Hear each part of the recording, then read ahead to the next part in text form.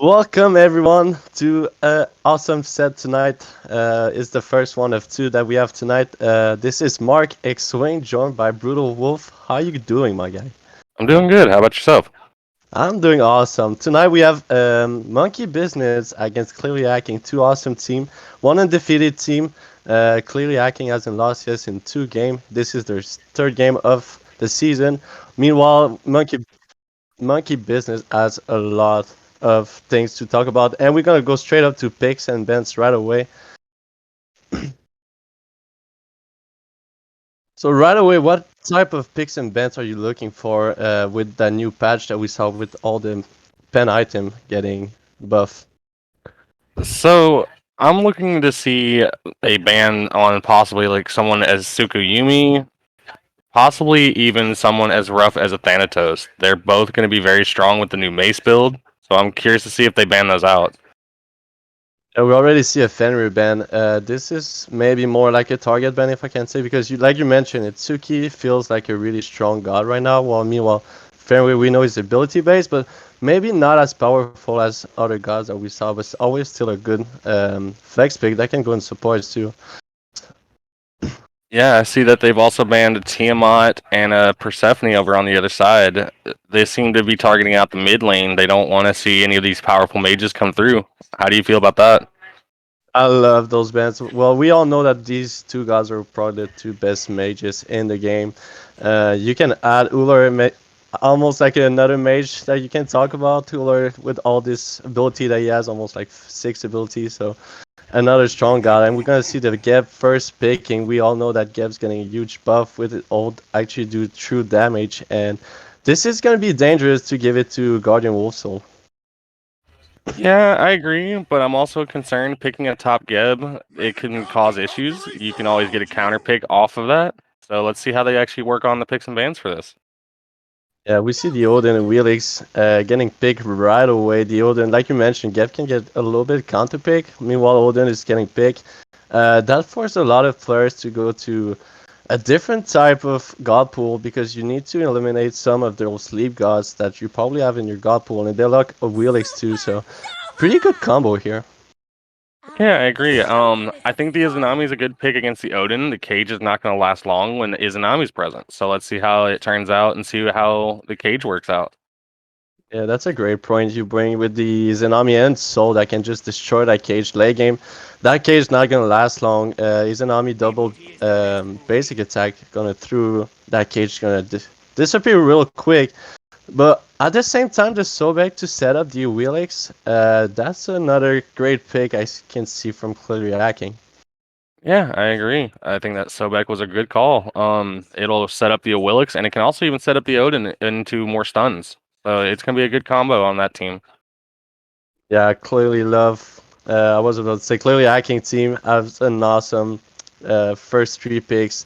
Let's see what they're gonna do with the next phase of ban. We see the Erling Shen's getting banned. It's not a god that we talk a lot lately since, like we are mentioning, the ability-based jungler feels really strong right now, and Erling Shen is probably one of the gods that we saw really often in the early season that probably has fall off a little bit with all those items change. So probably another maybe target ban here with the Scylla is gonna go on top of it. That's a weird ban, I think, because Scylla is not a god that we see really often. She's still super strong.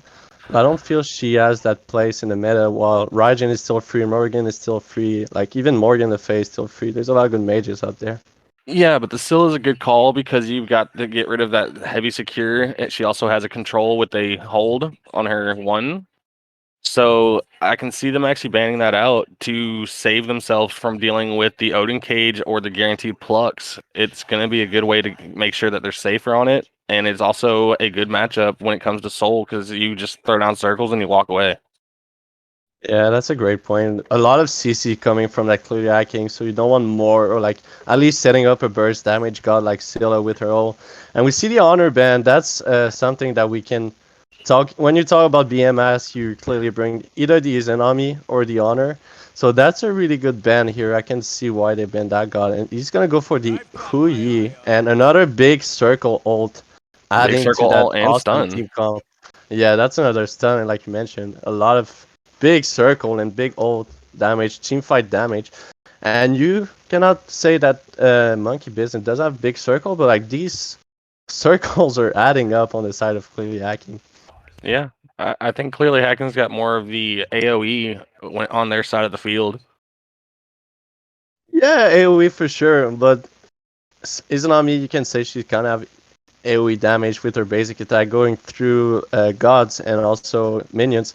And Gev, big circle too. The wave that can actually bump people up. Soul has a pretty good AoE damage with her too, and also with her ult. That's something that people doesn't talk a lot about her Soul. Soul has a really good objective seeker with her ult, and also with the burst damage. And we're gonna see the classic Cerberus. Soul probably is gonna be adding up to that team comp. And if we talk about big ults, this game I think it's all gonna be about who's gonna use more of That, those big ults. so let's talk about this though. Who is the jungle you think going to be on that team? I have to say Vamana. I cannot see Gab. Well, if you're going casual right now, you might end up facing a Gab jungle because of how much damage you can do. But in Reach Smite League, I don't think in RSL we're going to see that type of jungle. I will probably see a Vamana. And knowing Sam All, he was a good solo laner from Serial Killers last season. So that's maybe a god that he has in his god pool that he transferred to the jungle. And it's gonna be interesting to see, like you mentioned, it's who's gonna be the jungler, but Vamana is clearly not something that we see often, and they're gonna top I it think off the on the Cerberus might be right. it. I might You say the think? Cerberus could be a jungle. I'm I would thinking be the Cerberus could be impressed. good. It'd be a good way to work out because it would rotate with the Awilix. I mean, granted, it's not a great pick into Awilix, but it got the counter heal, and you also have the stun on the Cerberus. So there's a chance that the Cerberus could be jungle too. Yeah, and also the protection shred from Cerberus Bread is something that you can maybe add in the jungle. But like I said, Samuel was a solo laner, support main too. So it's gonna be interesting to see which god you bring in his god pool to the jungle. But I want to talk about that Raijin pick. That's a god that a lot of people say is clearly in the top 3 mages and still open after literally the last pick of that draft. What do you think about that Raijin? The Ryzen's gonna have good balance into the soul. I think it's clear it's gonna be just as equal because of the Ryzen ticks. So it's gonna be a good matchup in the mid lane. I'm curious to see which one has the pressure. Yeah, also, I think if Soul goes to a lot of lifesteal, Raijin's the god that can apply Divine Runes super easily with his kit. With the Raikou being super easy to procs on a lot of minions and a lot of gods, it's going to be easy to apply, even on the Vamana when it's going to be ulting. And I love the Vamana pick because if you don't know when he's ulting, he can go through Odin Cage because he can walk through some walls with it. So Vamana is a god that you like. Oh, why you go through with him against Odin because you got the entire, but you can just literally walk through it and just get away. And that's another god that's is gonna be able to destroy that Odin cage too. So you It's gonna be just risky add though. those. That though, it'll be risky It's in your risky, yeah. point because you've got the Vamana losing all of his lifesteal inside of that cage, so it could possibly ruin his ult. So that's a very situational fight. Yeah, he's gonna need to run real quick to get out of that cage because, like you said, that's literally zero healing while you're in that Odin cage. So you're gonna need to run. But which team you have? Looking at those 2 team comps, which team you have to give it? On this team comp, I'm gonna have to end up giving it to the Ryzens and all them. I think their team is gonna have the better control. Yeah, So I love what they bring to with all those team fights ult and all those team fights ability and all that setup possibly with that Sobek just setting up the Wheelix ult all the time. And also just she's gonna be able to put a lot of pressure in dual lane. We all know BMS is a really good player, so you don't want to give him a huge lead. But the UX just gonna be able to gain that Izanami on cooldown. If she doesn't have beats, if BMS is able to burn her beats, we're just gonna be able to make that rotation, even with Sobek by herself, and just grab that Izanami when she's gonna dash. So it's gonna be interesting to see how the Wheelix gonna play in the first 5-10 minutes where she's literally where she's gonna shine. yeah, and I'm curious if this Awilix can actually land something that is very rarely seen. Izanami's dash is actually something that can be grabbed. It's considered a leap, if I'm not mistaken. It's how you get out of the Odin cage with it. So if an Awilix can time it, they can grab that Izanami in the mid dash. Yeah, that's another point you bring because she's gonna get she's gonna want to get out of that wooden cage. So it's either you basic attack super quick through it, or you dashing, or Wheelie's grabbing you. So she needs to be smart about how she's gonna use her beats too, because like you were saying about the CC coming from clearly hacking, there's a lot of them coming with that Sobek, Wheelix, Odin, Hoyi. Pretty much every one of them has some CC. Even the Raijin can taunt you or push you away, so that's another type of CC. And he has it slow with the Raikou. So a lot of CC. She's gonna need to. I'm not gonna be surprised if we see 5 beats right away coming from Monkey Business. I think that'd probably be the smart call. Well, let's hope that they're smart and they're gonna go with that beats, because are you just gonna get catch up? Because Awiri's not only able to put pressure on that Izanami, she's gonna be able to put pressure on servers, and that's the two side lanes that may be gonna pay the price for it, to having those sleep. It's gonna be interesting to see if the side lane is gonna fall down to give a huge lead to the mid lane if Willix is able to make those ganks and make those rotation on time. Yeah, I'm interested to see how this plays out. So, who do you think is going to have the better picks and bans in this?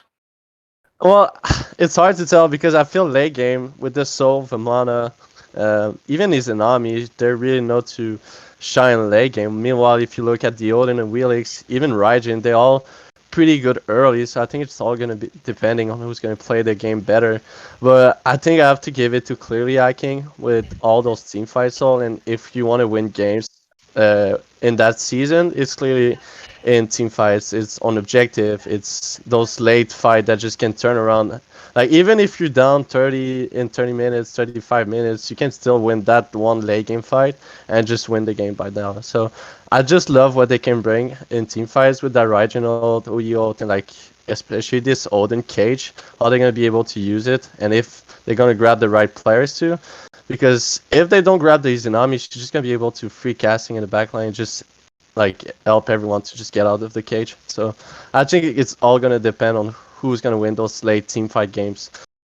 Also, Monkey Business is a really good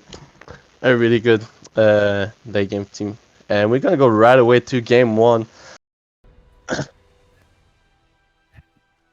So right away, do you see anything special in those builds? Anything you want to highlight? I'm curious on the Geb having benevolence now, and no potions from what it seems like. Okay, he's getting potions now, but I'm curious. That benevolence play is it's gonna be interesting with the new weird work of benevolence. I'm curious to see how this Geb's gonna make it work.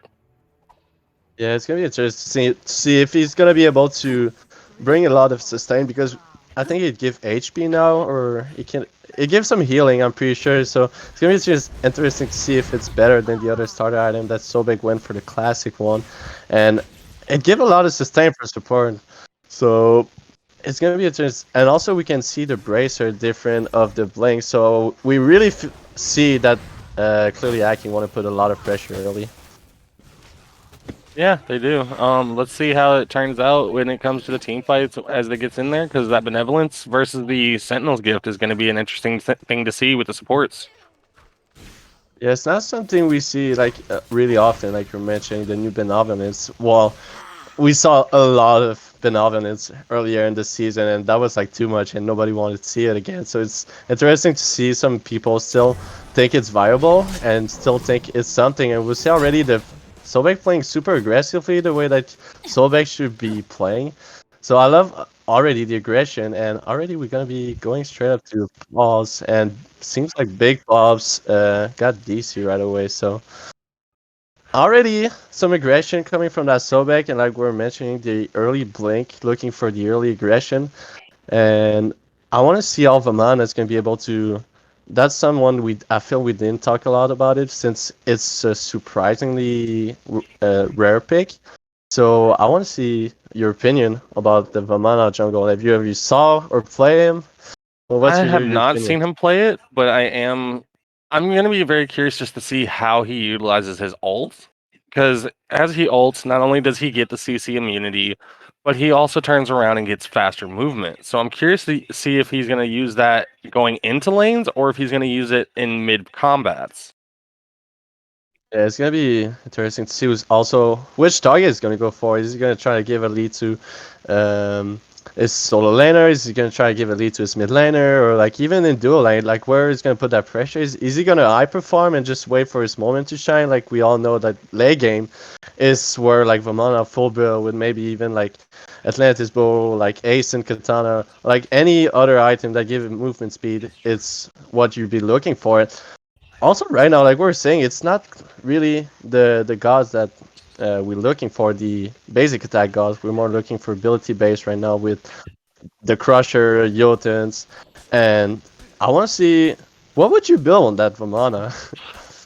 I would think he'd have to go Bruiser. As we get back into this game, we see that the Artemis and the Geb have gotten in pressure. Sorry, Yeah. not Artemis. It's Izanami and Geb. I have no idea why I said Artemis. I apologize.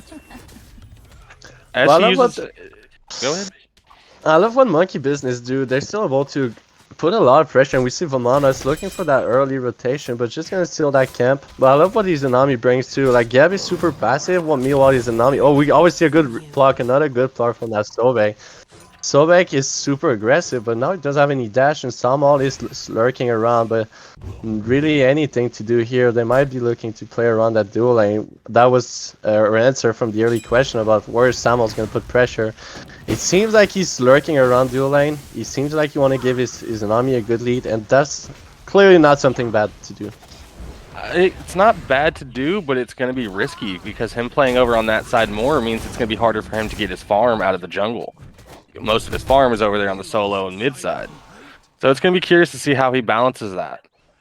Yeah, that's for sure. He brings him so far, and we already see the jungler from Clearly Hacking make him pay the price and invading already his back camps. Early invade, early pressure, and that's a really good play from the jungle, recognizing that Samo was lurking around in dual lane and just be able to steal that camp, and he's looking for early gang. It seems like he's going to be a super good gang. He's jumping in. Server's out of position. The leap and first blood to this Wheelix. Really good rotation here. Take the back camps. Take your first blood in solo laner. That's a really good start, and that's what you want to see for your Wheelix. And that Willix also got the bees burned off of that Cerberus, so it's going to be even heavier looking towards that solo lane for that Willix to look around. And Eagle Woman's gonna respond right away with her kill by herself. She hit level 5 before the Raijin, caught her off guard, and that's the burst that we're talking about. The early burst from the Soul ult. It's a lot of damage, it's unexpected, and if you hit all of the takes of her ult, it's so much damage, and already we see a lot of action, and we love to see it. I agree, and the Soul went Sands of Time versus the Conduit gem on the Raijin, so this Soul's going to be throwing out stuff left and right, and this Raijin's going to have to take some time and make sure he aims correctly. Yeah, well, what do you think about that two difference? I love that you bring that point, because as a mid laner, we see pretty much every starter item. We see the Conduct Gem, we see the Sand of Time, and we even see the Vampire Shroud. So, which one is the best, or which one you prefer personally? It's situational. I think in this situation, they're actually kind of opposite from what I'm used to seeing. I'm used to seeing the Raijin go Sands and the Conduit usually go to the Soul. So I'm curious to see which one is going to balance it and which one can utilize it better. It seems Soul right now has the pressure. So we'll see how this turns out. Yeah, well, great point. Well, meanwhile, we saw an early kill again. Sobek with a great plug, gonna finish the second kill for Clearly Hacking. With his 3, another great pluck, another great pressure, and that's the chemistry that I was talking about earlier. BMS with Amish, these two's been playing together since last season. BMS, as a captain owner, decided to draft for 900 his support players, and that's why he paid the price for it. It's that chemistry, it's the aggression that they bring together, it's that map pressure, and what a great dual lane. And from what I saw from that Sobek since the first minutes, it's early pressure, it didn't miss any blocks, and that's what you want as your carry. Definitely. You want your Sobek to be able to hit his plucks and just apply that pressure, because without that, he's not going to do much. He lives on that pressure of the pluck, because without that, unless he's using his ult, he doesn't do as much. He may apply a little bit of anti-heal, and that's about it. Yeah, for sure. Like, Sobek is a pretty aggressive support, and he plays it perfectly. He's super smart on his pluck. And already we see a Crusher start on BMS, and that's one of the changes that we saw on the carries. It's them going for that flat pen item right away, and we see again Sobek with another great play, but the Disappear is going to be better, and it's going to immune all that damage from Raijin once. And again, Sobek just being able to being in front, and yeah, if I go back to the point, the Crusher, what do you think about that change between Ikevolt and Crusher going from carries? So I don't mind them going into the Mace Tree with this new changeup. I don't personally like the Crusher on a Hou-Yi, considering he's only has 2 damage, and that's only 1 if he decides to engage instead of retreat. He should have probably went with Jotuns. Got some of that cooldown. I mean, it's not a bad call for getting that extra power off of these new item buffs, but maybe not the right choice going into a Crusher. We're gonna see Samo is gonna get caught up a little bit off guard, but that dash gonna be good, and it's gonna get him out of the situation. And already they're clearly acting, clearly looking to play around that goal free, and gonna take that Scorpion at 6 minutes 30. That's pretty early, and Roger is gonna be dealing a lot of damage to Samo again. Samo's trying to be aggressive, but seems like he's paying the price all the time for it, and it's gonna take a lot of damage again. But yeah, I agree with the Crush and Yoden. Yoden almost feels like it's a cheaper and better Trent, and Trent's always been something that you'd be looking for as a carry. And already the jungler is looking to be aggressive on that Vamana, but Vamana doesn't care, and it's gonna go to its ult. But the team is rotating, and the entire is gonna be applying. KT is gonna take another kill on that Vamana. Vamana feels pretty comfortable with the amount of HP he had. I'm pretty sure he thought that his ult would heal him way more than that, but a great rotation, catching the Vamana a little bit too sure about himself, and he paid a price for it. I would have to say that, yeah, they were really aggressive in that invade. They pushed in all the way to Vamana's yellow buff to actually do this fight and still walked away. So maybe the rotation should be called a little sooner to make it a little easier for the other team. Vamana, you know, he's losing his farm. He needs help from his team to kind of get them out of there. Yeah, well, that's for sure was a brave rotation, going that deep for clearly hacking, and it's still super early in the game if we have to mention it. It's still 8 minutes in the game, and you see 3 people rotating to the speed buff. That's really early, and nobody's gonna pay the price for it. That's even like, it's super sad for the jungler, seeing like how many people it's gonna just rotate on your speed buff with nobody on your team just responding and giving you any help. And we see the early kin size on Vamana and War Chalice too. What do you think about that build going from Vamana right now? I don't like this. The ward sigil is not necessarily. Well, the warding chalice I would not go with. In my opinion, it's just cheaper to get the 2 smaller wards. Also, I think this Vamana is gonna have to start going bruiser build. He's not got the health for these fights. Oh, As we see him go in on Ryzen, I may have bit my own tongue for this. Dude, that was a great peel by the Sobek to Vamana. Catch the Raijin almost again, and he's not looking to let him backing for free. But yeah, Raijin a little bit lazy backing. The Amish support was at least a good reaction and just peel off the Vamana out of it. And that was probably true. I'm not saying that if we would have go Crush, he would have killed him, but I think if Vamana had Crusher and not Kin size, I think that would have been a kill, because the ability would have done more damage. And I'm not... like, that's what we're saying. The buffs on the flat pens item, the Mace Tree, is just so strong right now. Yeah, I have to agree. As I look in through the builds, I'm seeing a Soul grabbing the Gem of Isolation. Not Gem of Isolation. Spear of Desolation. Spear of Desolation. Interesting grab. I mean, it's giving cooldown on your ult, yes, but as a first item, I don't see how that would be a great pickup right off the start, especially when you have this early pressure. You want to respond to it? Well, Soul just got her killed by herself, but she's gonna fall down again. But it seems like clearly Aki's under pressure on that duel, and Izanami's gonna be able to just get out and use her beads to in that engagement, and that's a lot of investment for that purple buff, but it seems to pay the price. It seems like OE still has her ult, Wilix still has her ult, and they still got, like, they don't even run away with the purple, they run away with the beats, and that's what we were saying in the picks and bans. So we're just going to be able to come back, even with Sobek by herself, and just going to be able to gank her. And again, just clearly I can put a lot of pressure on those buffs, and super early, a lot of rotation, and it's not rotation by themselves, it's team rotation, and that's super fun to see for a team. Yeah. I agree. As we look at the builds more, looking along these defenses on these fights, we notice that Geb is 2 levels down and actually about a half of the Gauntlet of Thieves behind in stacks. It makes you wonder if Yeah. that Benevolence was 7 stacks versus a fully stacked Gauntlet of Thieves. It's going to be rough. That Benevolence may be costing him the price when it comes to trying to stack that, and now he's not getting his Thieves stacked. Yeah, well, you were talking about this field installation early on. That Soul just grabbing your third kill of the game with, again, Earl just straight up burst. And it's not only cooldown that this item provide to Soul, it provide a lot of damage really. I think it's 120 power right away. It's a lot of power for Soul, and Soul with her passive, it's just a lot of damage. It seems like Monkey Business is gonna be looking for that goal free right away. The Cerberus is there. Meanwhile, Odin, Raijin, Wheelix all deep in their zone. So it seems like it's gonna be a 5v3, 5v2, and Wheelix Vamano's looking to put pressure on that Oyi. He's gonna be ulting on top of it. Oyi is gonna run away. Great zoning, but Monkey Business is gonna secure it. Even Sobek has to use her ult. Cerberus is gonna be ulting on top of it. A lot of burst damage. Gibbs goes on ult, and they're gonna be able to pick up Amish. Yeah, they're gonna be able. Eagle Woman's gonna find a kill and a goal free. It seems the call's gonna be retreating, and Willie's gonna jump in, grab a kill. Oh, now Odin is there. He's gonna find the cage. Cage 3 people right in ult on top of it, and it's gonna be a huge cleanup for Clearly He's gonna find another big. There's 3 for 1 right now. It seems Odin's one more. Is there one more? They're gonna dash in.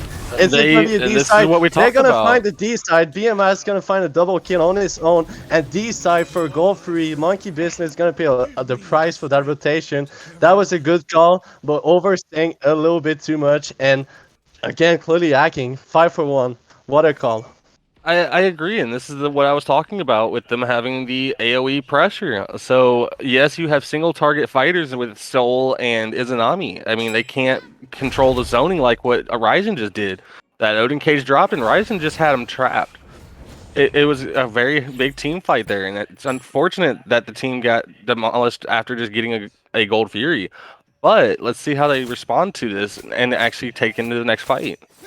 Yeah, it's all started pretty well. Vamana was zoning out. They still able to secure the gold free on top of Sobek ult.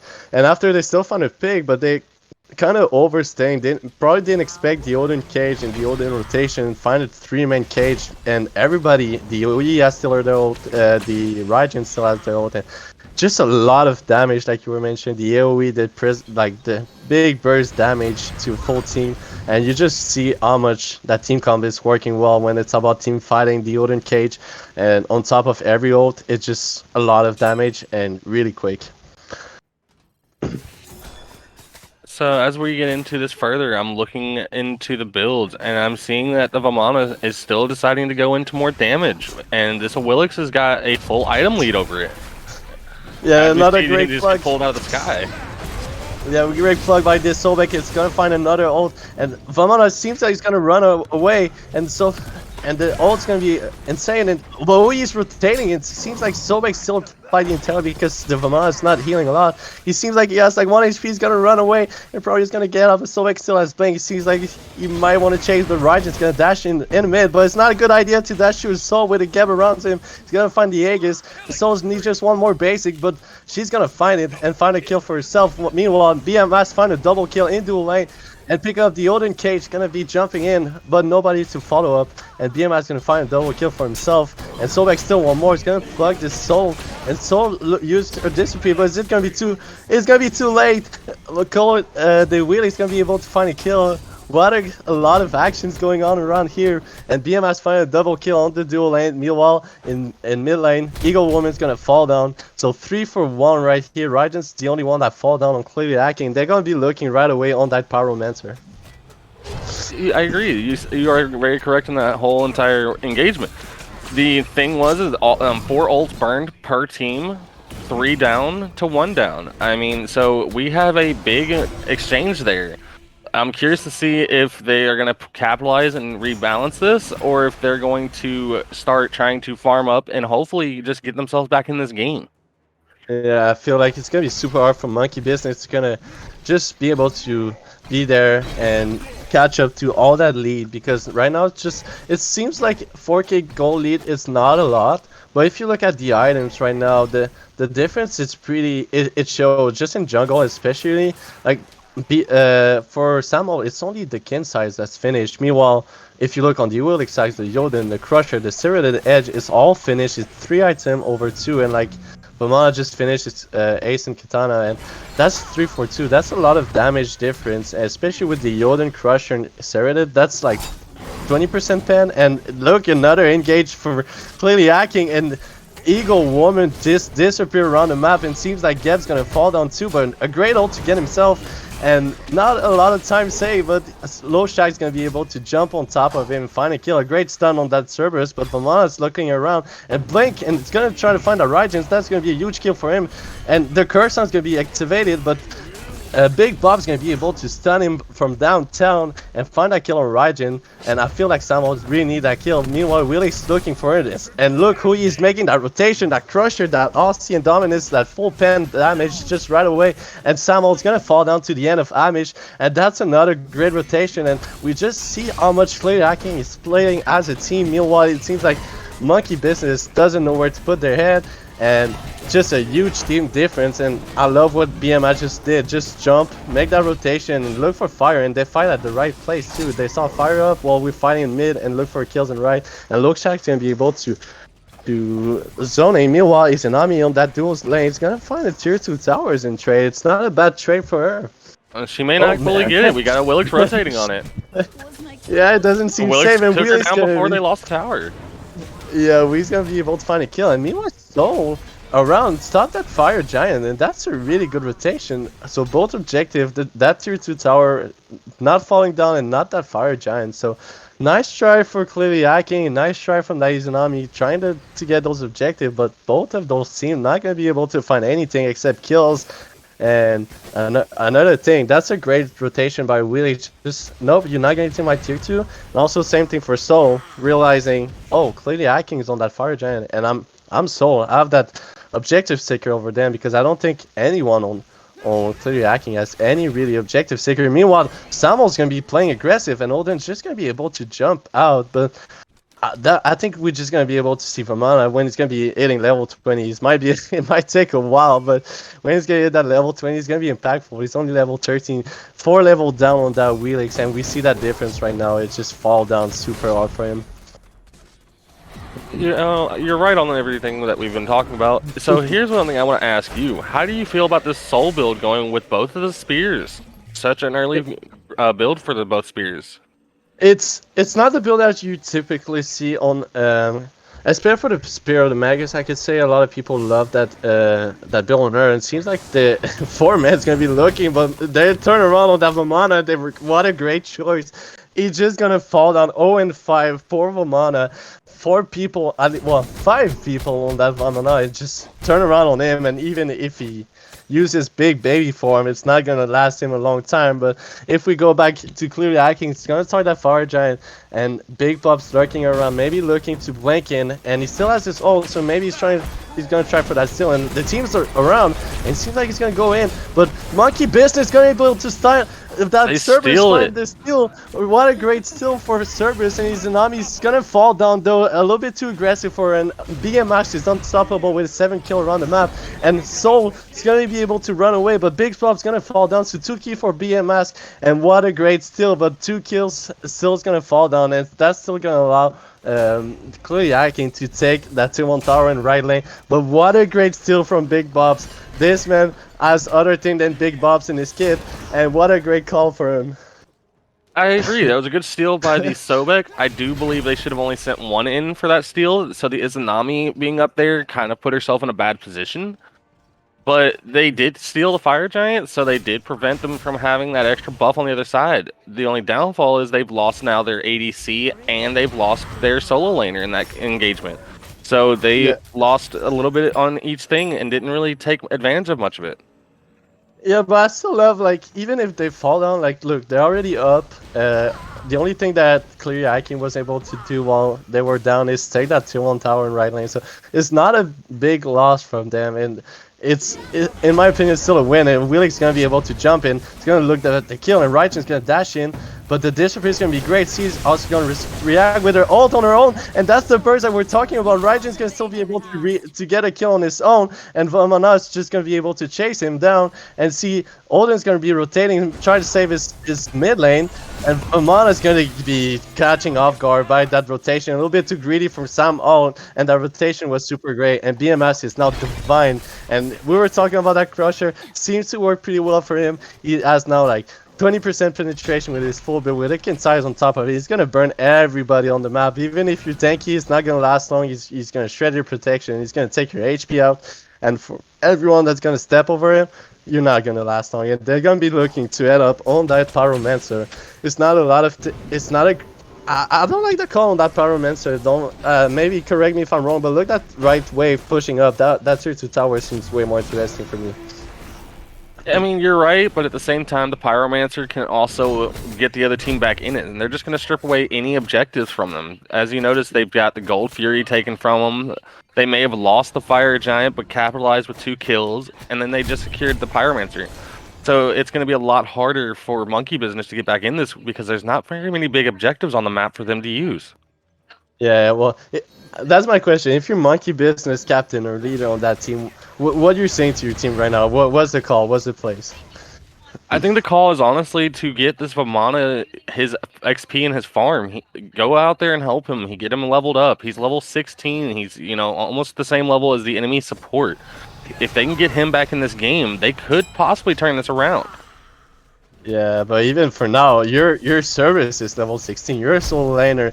Your jungler 16, and even your mid laner 17, and your ADC 17. Meanwhile, 2 level 20 on clearly lacking. You're their jungler, and that's 2 guys that we saw putting a lot of pressure on his, and Nami's looking to take that 2v1. She's doing a lot of damage. It's not gonna be enough because that Raijin's just gonna be dashing over that wall, and Sobek with the plug gonna catch Deb off guard, but sees if they're gonna want to chase him. And yeah, he's out of position. The plug's gonna be great. The stun gonna be great, but Sobek's gonna be ulting on top of him, and it seems gonna be able to get out. And they want that tier 2 tower down, and I'm not sure if they're gonna be able to take it. Stone's still there, Service is there, and they don't have any they have that minions coming, so maybe that call is not too bad. And Odin's gonna seem like he wants to start that, and he's burning that bubble from Service, and Service seems like he want to blink in, and he's gonna blink in right away, and Odin's gonna respond with his cage.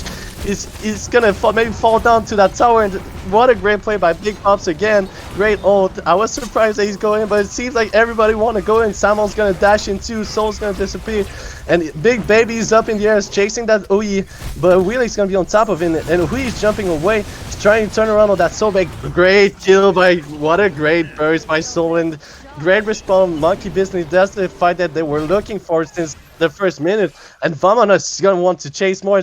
You need that kill. Oh, that's a lot. That's a huge kill for Samuel. He's gonna be able to find that double kill, and that's the call you were talking about. You want that Vamana fed? Well, he killed the bigger guy on the map, and that's a shutdown on BMS. Yeah, look at the XP gain back. They've now got themselves back in this pretty well. I mean, they're climbing back up and got a good chunk right there. Even the goal lead, that's not even XP difference. If you look at that chart, his goal and XP difference right now, and what a great fight. That's the fight that they needed, and it all started from Big Bobs. That's the blink and ult that Cerberus provide. It's the huge CC, it's the huge damage that it brings, the shred protection, and just so too.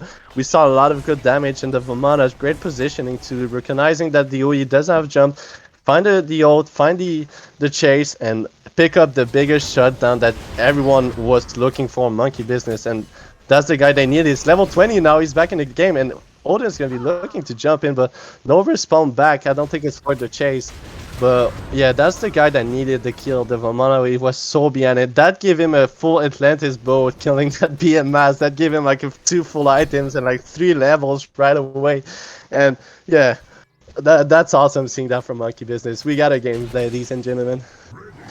Yes, we do. As we see them starting to group up around Fire Giant, let's see how this turns out. Do you think that they're going to have the Secures come up now that they've got both teams present with both teams full stacked on ults?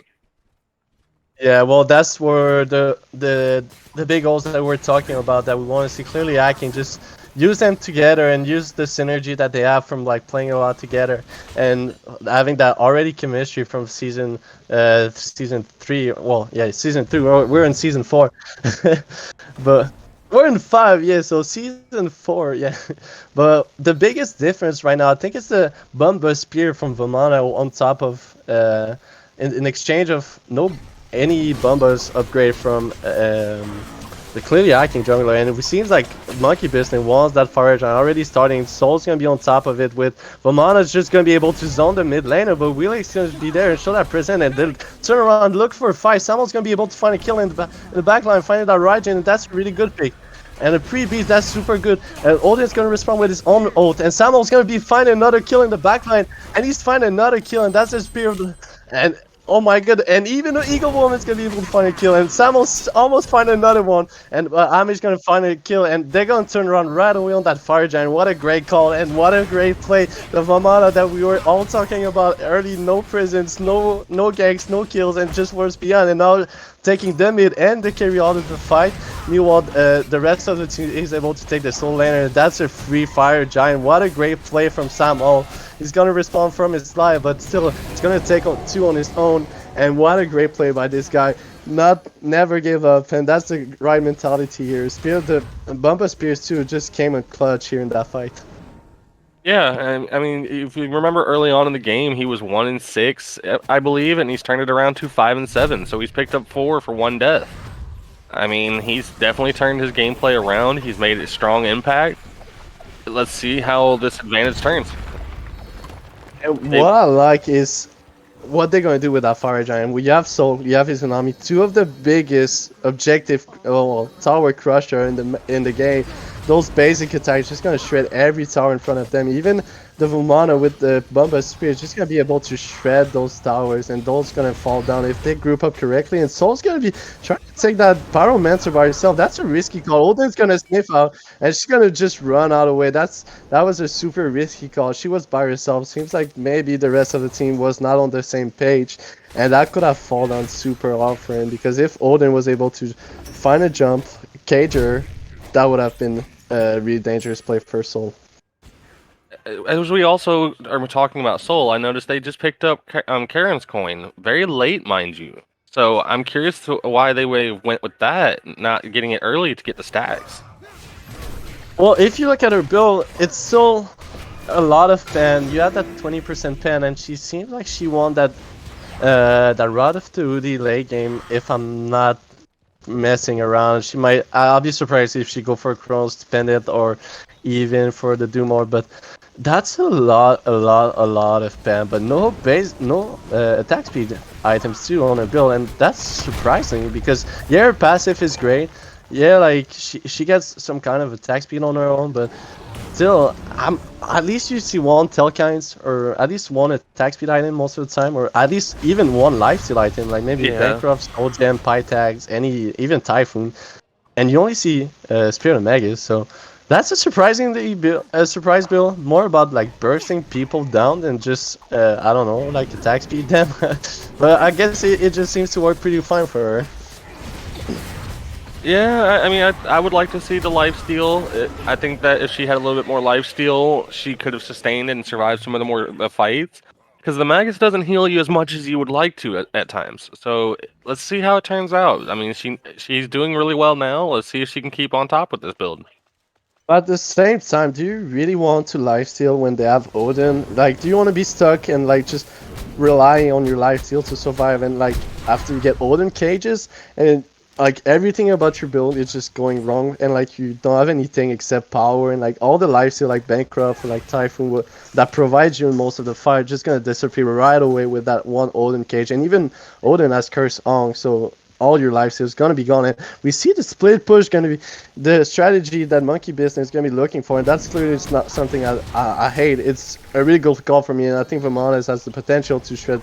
And it seems like they're gonna group up and they're gonna catch Monk clearly hacking, sleeping here, and what a great rotation. Raijin's gonna get burst down, and Odin's Right, gonna ult on top of impeded? it, and Soul's gonna be low in HP, but Geb's gonna be able to ult there out, and the Phoenix still up, but Izanami's gonna take that one out, and Samuel's by herself in the back camp, and he's gonna fall down to Hui, but Raijin's Surface wants more, and Sobek's gonna be able to survive, and everybody on clearly hacking is alive, but the only thing that's not alive on clearly hacking is the left Phoenix. Meanwhile, they're trying to disengage. The disappear on Souls is good, but the damage on the Wheelix is better, and find a great burst damage here, and that's the Wheelix damage that you're looking for. And even the Izami is gonna get low, and the great stun for Cerber is gonna be able to let the Wheelix dash, the Izanami dash, but Wheelix still chasing, and she's super fast, and she's gonna be able to jump, and that's a double kill for clearly hacking jungler. He's gonna be able to find another plug, and that's a beast for Cerber. It's gonna be able to jump on, but I don't think he's out of there. Raijin's gonna be able to finish that kill, and a triple kill from the clearly hacking jungler, and that's a great cleanup, and that's overstaying. You take that left Phoenix and you should run away, especially when your jungler just die, and that's gonna be dangerous. I want to see if clearly hacking is looking to at least respond with another Phoenix on their own, but they don't have any minions, and it seems like their carry is on the mid Oh, and they tower. dropped their tower almost. Let's see if Yeah, they can take this left Phoenix. they're not on the same page. Oyi and the Odin is on the mid tower, but they have that wave, they have that pressure. They're gonna be able to push that down, and well, soldiers came up, and Samuel's again in the backline. It's gonna be ulting on top of Raijin. And Oyi, is he gonna be able to burst everybody? He's gonna be able to find a lot of damage. The backline is super low. Raijin's gonna be able to ult, but Samuel's gonna respond with a double kill. Is he's gonna get the triple? I think it's not. No, the Odin cage is pretty good. They want to get it out, but it's not gonna be able to get out. Odin's gonna be able to find a kill, but the wheel is gonna be ulting the Geb. Is it what you want? I'm not sure. Soul's gonna be able to trying to chase down Geb's shield with the. I'm not sure she's gonna be able to find Amish. I don't think she has that burst damage. The attack speed is missing on her build, and what it that I think that was the call was not on the same page from clearly hacking team. We saw a lot of people in that left lane. Meanwhile, their ADC, their main objective, destroyer, was in mid lane. So I'm curious to see this, and I wanted to know your opinion. You see them going for mid Phoenix instead of setting up for something as big as Fire Giant. Do you think that was a good call? Well, they have that burst, they have the soul that we're talking about, just able to take those towers down. And it seems like a lot of people taking a lot of damage. They want that fight, they want those kills. Geb's gonna be ulting on top of it. Amish, it seems like everybody's out, and that's a lot of ult use. We saw Cerberus, we saw Geb ult, and we even see the Izanami ult. That's 3 ults for almost nothing. You take that mid Phoenix, left Phoenix, but that's a lot of use. Next team fight is gonna be risky. Fire Giant is up. It's gonna be surprising how they're gonna fight without that Geb, Izanami, and Cerberus ult. That's a lot of ult burn to an important fight. It's not just a Fire Giant. Look at the time. We are now on EFG times. So this is really risky now that they have 2 of their bigger ults down. It's even more riskier when they want that Fire Giant. Sovek's gonna be able to pluck the Geb. Meanwhile, they're looking more about that Power Man. I think the call is more about getting out right now. I don't think they want to fight. I think everybody of clearly hacking has their own. I'm not sure looking to fight here. I feel maybe they're thinking they're a little bit too comfortable about those last fights that went super well for them. I won't. That's a really good thing with just having one person backing, but Odin's gonna be jumping in and it's gonna be able to find a cage, but the respawn is better. Zipzap just burst everybody, burned that solo laner. Loshak just fall down, and it seems like Samuels again is gonna be dashing on that back line, and he seems like he's want to get out. Most of the time he's more comfortable and want to get out, but oh my god, what a great burst. The jungler just disappeared, and now Samuels is gonna be looking to dive the back line in. He's gonna be dashing on that Raijin, but Raijin has a lot of damage. Is it gonna be enough? The Sobek ult 2, Raijin's gonna be Aegis, but Big Baby is jumping, right here. Bursting. He seems like it's gonna be a game, and Big Bob's gonna be finishing that kill on BMS, and I think that's game, ladies and gentlemen. I think Monkey Business find that comeback, find that reverse sweep, and what a comeback. And they don't need any Fire Giant, they just need those picks, and Samuel's gonna finish with the D side, and Monkey Business is gonna be able to find game 1 in 34 minutes. What an awesome game. So I've got a curious thing to ask you. Do you think that there was a misplay and a miscommunication between Loshak and his team? Because he jumped in and Odin caged by himself while the rest of his team still sat near the Fire Giant pit. Well, it seems like clearly Aki, every time they were falling down, it seems like it was miscommunication because the first 15 minutes, it was clearly Aki grouping up, clearly Aki making rotation together. And last calls, we even saw that kind of Phoenix push they try with when they kind of have that triple kill around Fire Giant, and the ADC was in mid and like three people was in left. So a lot of miscommunication. I think I have to agree with you. I think that was a lot of miscommunication. The Odin going by himself, caging four people. That was a great play, but still no follow up. And you can ult a lot of people as a solo laner, like even Cerberus. We can have mentioned Cerberus solo, but when you don't have any follow up, you cannot take a pentakill for yourself. And yeah, I think that was a lot of miscommunication coming from clearly hacking. So as we look here at the stats screen, we see Sam Howell recovered and came back with a vengeance. He came back as top damage in the game. I'm very surprised, but yet I'm glad to see it. We didn't think he was going to make an impact, but he sure proved us wrong by the end of this game.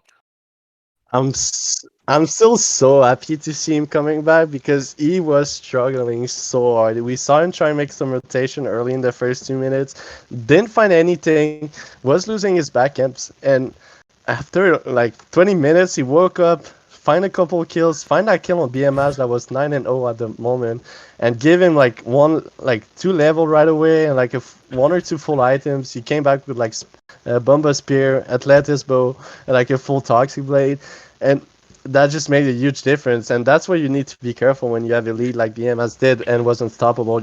Your gold worth is so high for a guy like Samuel that was like 3-4 level down.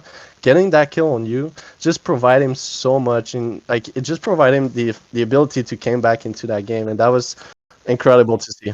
And on that note, we're gonna go to a break, and I hope we're gonna see you guys in game two. Welcome back, everyone. We had a crazy game while Monkey Business came up from the dirt and just be able to shine through late game with this awesome Vamana. And we're gonna have an awesome game too, and we're going straight up to picks and bans.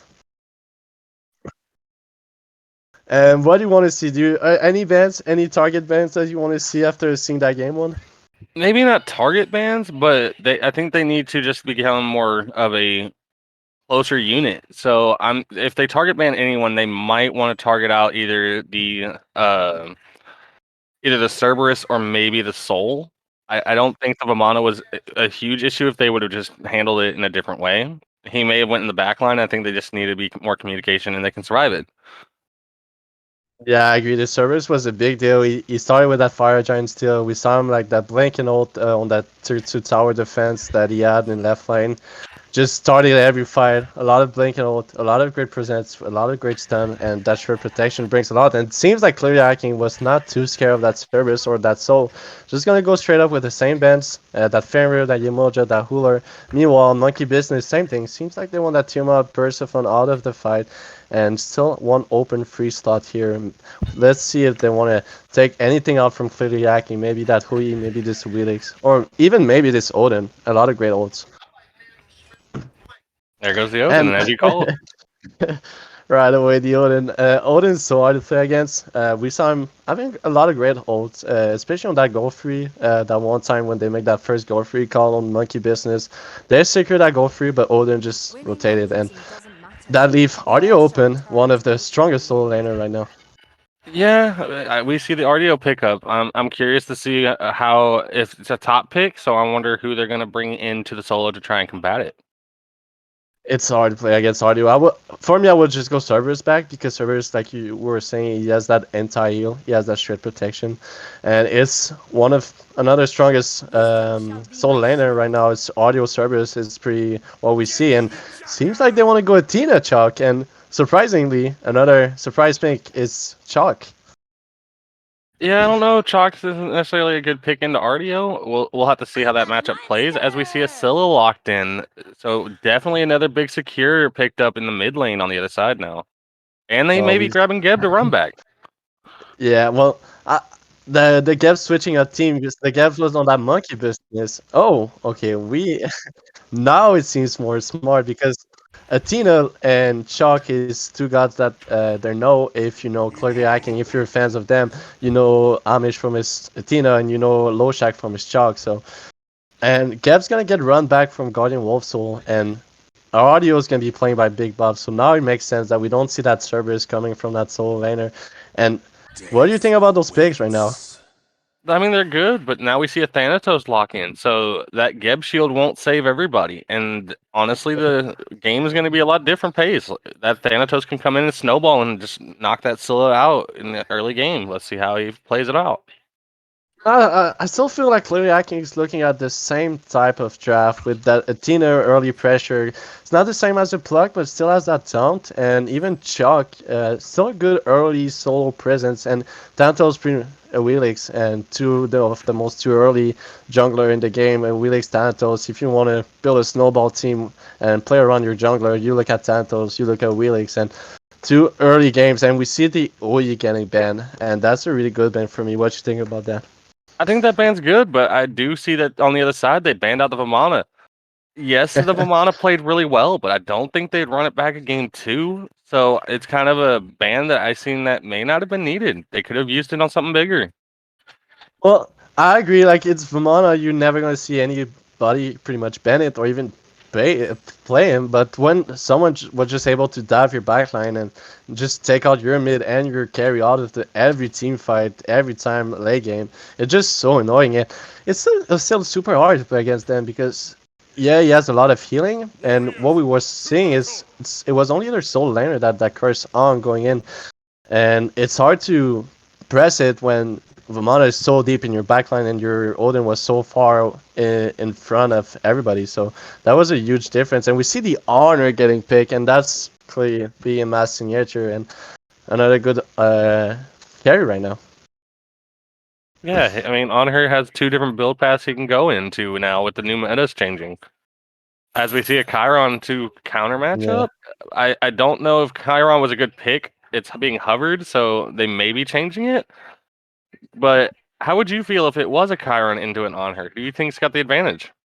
Well, I love Karen. Karen has that Canadian skin, and I'm Canadian, so I have to give a lot of love to Karen. The Moose is one of my favorite skin with the Neja hockey skin, but Karen still, in my opinion, it fits pretty well the new meta. If you look at Crusher, Yoden, Trance, it's some of the items you're looking for when you're looking at Karen, and even Bluestone give you a good early pressure, and a lot of people will go bum buzz with the spear because spear is so good right now. It's almost if you don't build it, you're just trolling.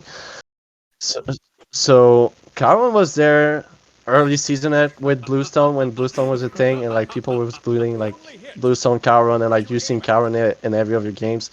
But Uller was still free, and Uller is a god I would love to see because Uller, you talk about Crusher, you talk about Yoden Trance, it's way better than Carwin what he provide, and still free. And another god that's still free is Hell. Yeah, now I'm sure the hell is gonna have a very good gameplay, but it's gotta be concerning for them on the Gilgamesh jump-ins. Unless they can hit their cleanse, they're gonna get kicked around a lot.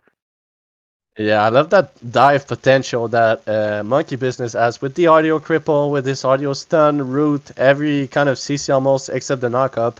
But a lot of CC that we were talking about game one from clearly hacking seems to turn around with that Monkey Business with audio, Geb, even Gilgamesh, like you were mentioning, the Scylla and Carbon Slow. So a lot of crowd control coming from Monkey Business, and a lot of surprisingly single target coming from that Thanatos and that Honor on clearly hacking. Maybe switching strategy. Yeah, I mean, it's a very good chance that they're changing it up to see what they can do. Well, I want to see the same thing. The early pressure, just play the late game a little bit better. I want to see Chalk going in, but not by himself like he did with this Odin. I want to see at least a Tino thing on top of him. I want to see Thanatos up in the air, just looking for a target to execute. I want to see a lot of aggression coming from that team. When you play Honor, when you play Thanatos, and even L is going to provide you a lot of sustain. It's just going to be able to take those fights to another level, just able to engage as deep as you want and come back to the L and just full HP and take another fight in the next second. So that's what L's brings, and that's what I want to see. I want to see aggression, turn around back, and just come back to get some heals and just re-engage. Definitely. So who do you think has the better draft between the two teams this time? Um, I love Monkey Business. I have to give it to Monkey Business. Not only for the draft, but I feel like the way they play last game, coming out from that huge deficit and that huge like downfall, and just be able to take those steps those steps one by one, and just be able to climb it up and to find that W. I have to give it to Monkey Business. Also, that top three audio Sinner Geb, it's pretty scary if I'm looking at Monkey Business. What about you? I mean, you've got a lot of good points about Monkey Business, but when we're looking at clearly hacking side, we've got BM Mask on her, so he's very comfortable. So it's going to be based on the other team's ability to deal with their comforts now, because when you get a BM Mask on his comfort, or you get Cajones on something that he's comfortable with, they can change the game fight. But let's get here into Well, this gameplay. we're gonna have your answers right now. Game 2 is about to start.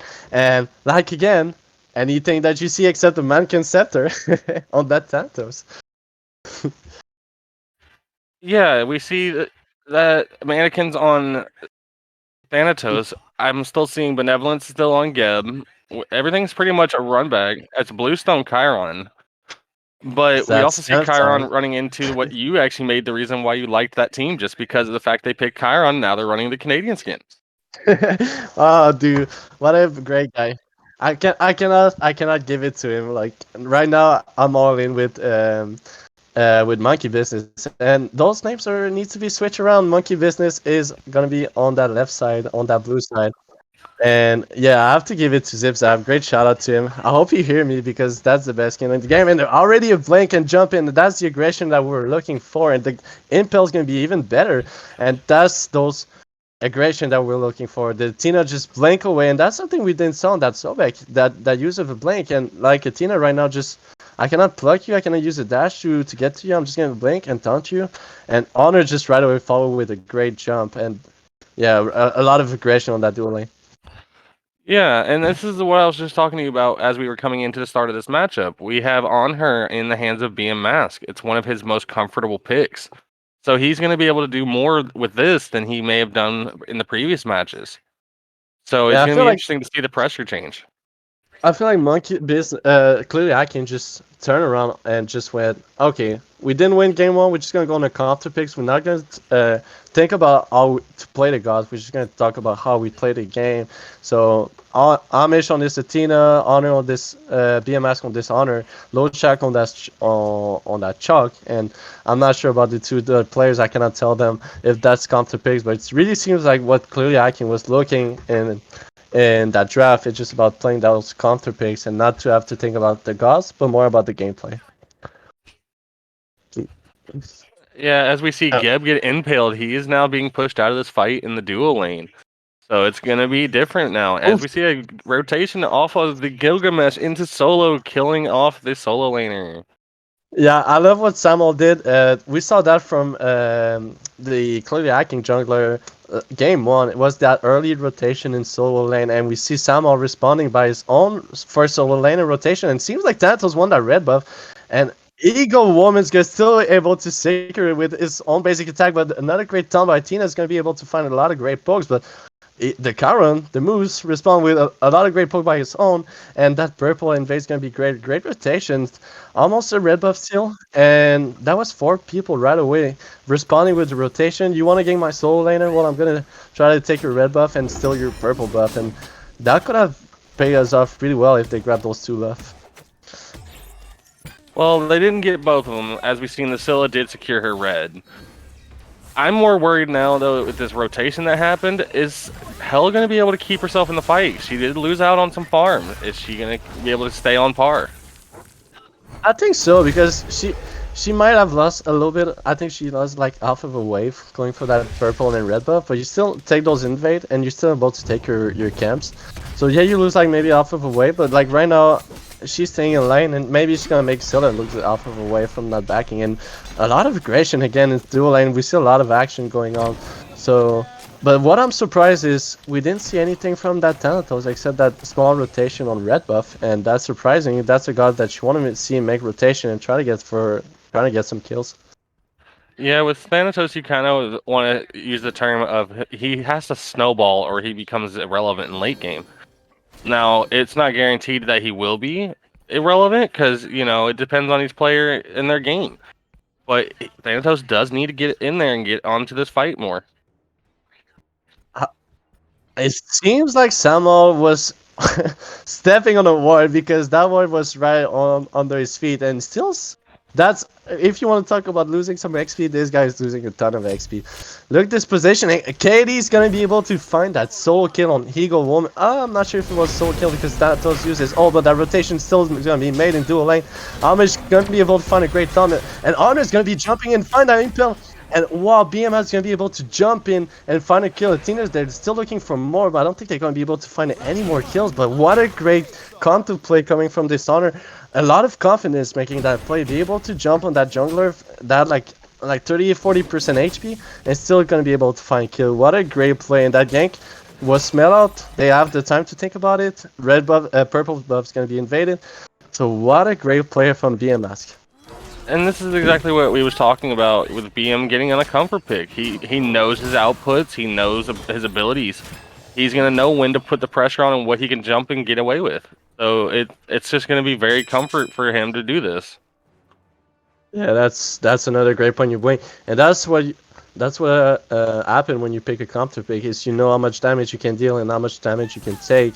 And right there you see the difference, and I don't think you would have made that play on Uyi because he probably wasn't that comfortable, but on this Honor, still go with the Crusher, still go for the early power, the early burst, and it seems like he's going to fit pretty well with his ult, and if it procs on every ticks, it's going to do a lot of damage, and don't mind, correct me if I'm wrong, but Honor early game, you had Crusher on top of it, he's going to be hard to stop, and it seems like it's so lane, the classic, just I'm slapping you, and especially those two have a lot of sustain. I don't think we see a lot of action, so one of the other junglers gonna be rotating here. And Yeah, it seems like we're gonna have that rotation here. Say, you speak of it and it happens. Let's see how it turns out. Which side's gonna take the lead?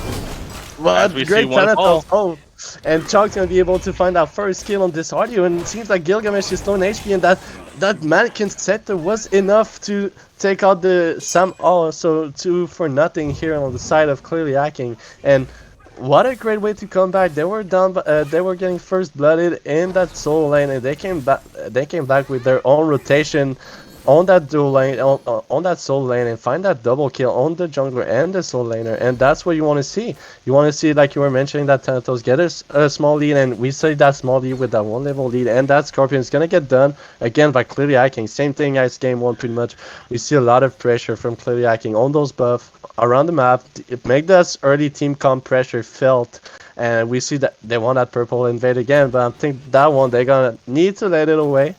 And yeah, again, that early pressure with that early team comp, and we have pretty much the same as game 1. Yeah, they've got this early pressure. Let's just see if they don't let it go and actually capitalize this time. They had a good chance last game with an early pressure like they have now, and now they've got the chance to do it again, and maybe they can turn it around and actually push it to the lead this time.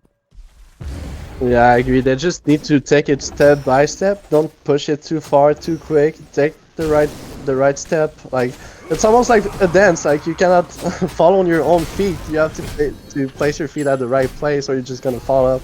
And it seems like Chalky seems a little bit in trouble, and Gilgamesh is gonna use his ult, but Chalk has a lot of sustain. Is it gonna be enough? It seems like he's gonna run away, and great teleportation from his axe. But now Athena's in trouble with making herself in a weird position, and the thing is coming, the rotation's coming, Gapsro coming, the taunt, the blink is better, and Tato's gonna be up in the air too. He's gonna use his ult, but the crush is gonna be good. The push gonna be better. Oof! He missed the wall, and I thought the push was better, but the push literally saved Athena, and she's 1 HP, and she's still looking to. No, she's gonna back. That's the smartest call here. But yeah, as we've Athena, seen. That fight was very interesting. We had the Gilgamesh do a drop kick in the wrong direction, unfortunately. Wow, that's place. Oh, but the damage gonna be good. The Moose gonna be able to find a kill. Zip Zap trying to steal that goal free, but it's gonna find a kill on his own, and not that goal free, but stop them from doing goal. And that was a good call from clearly hacking too.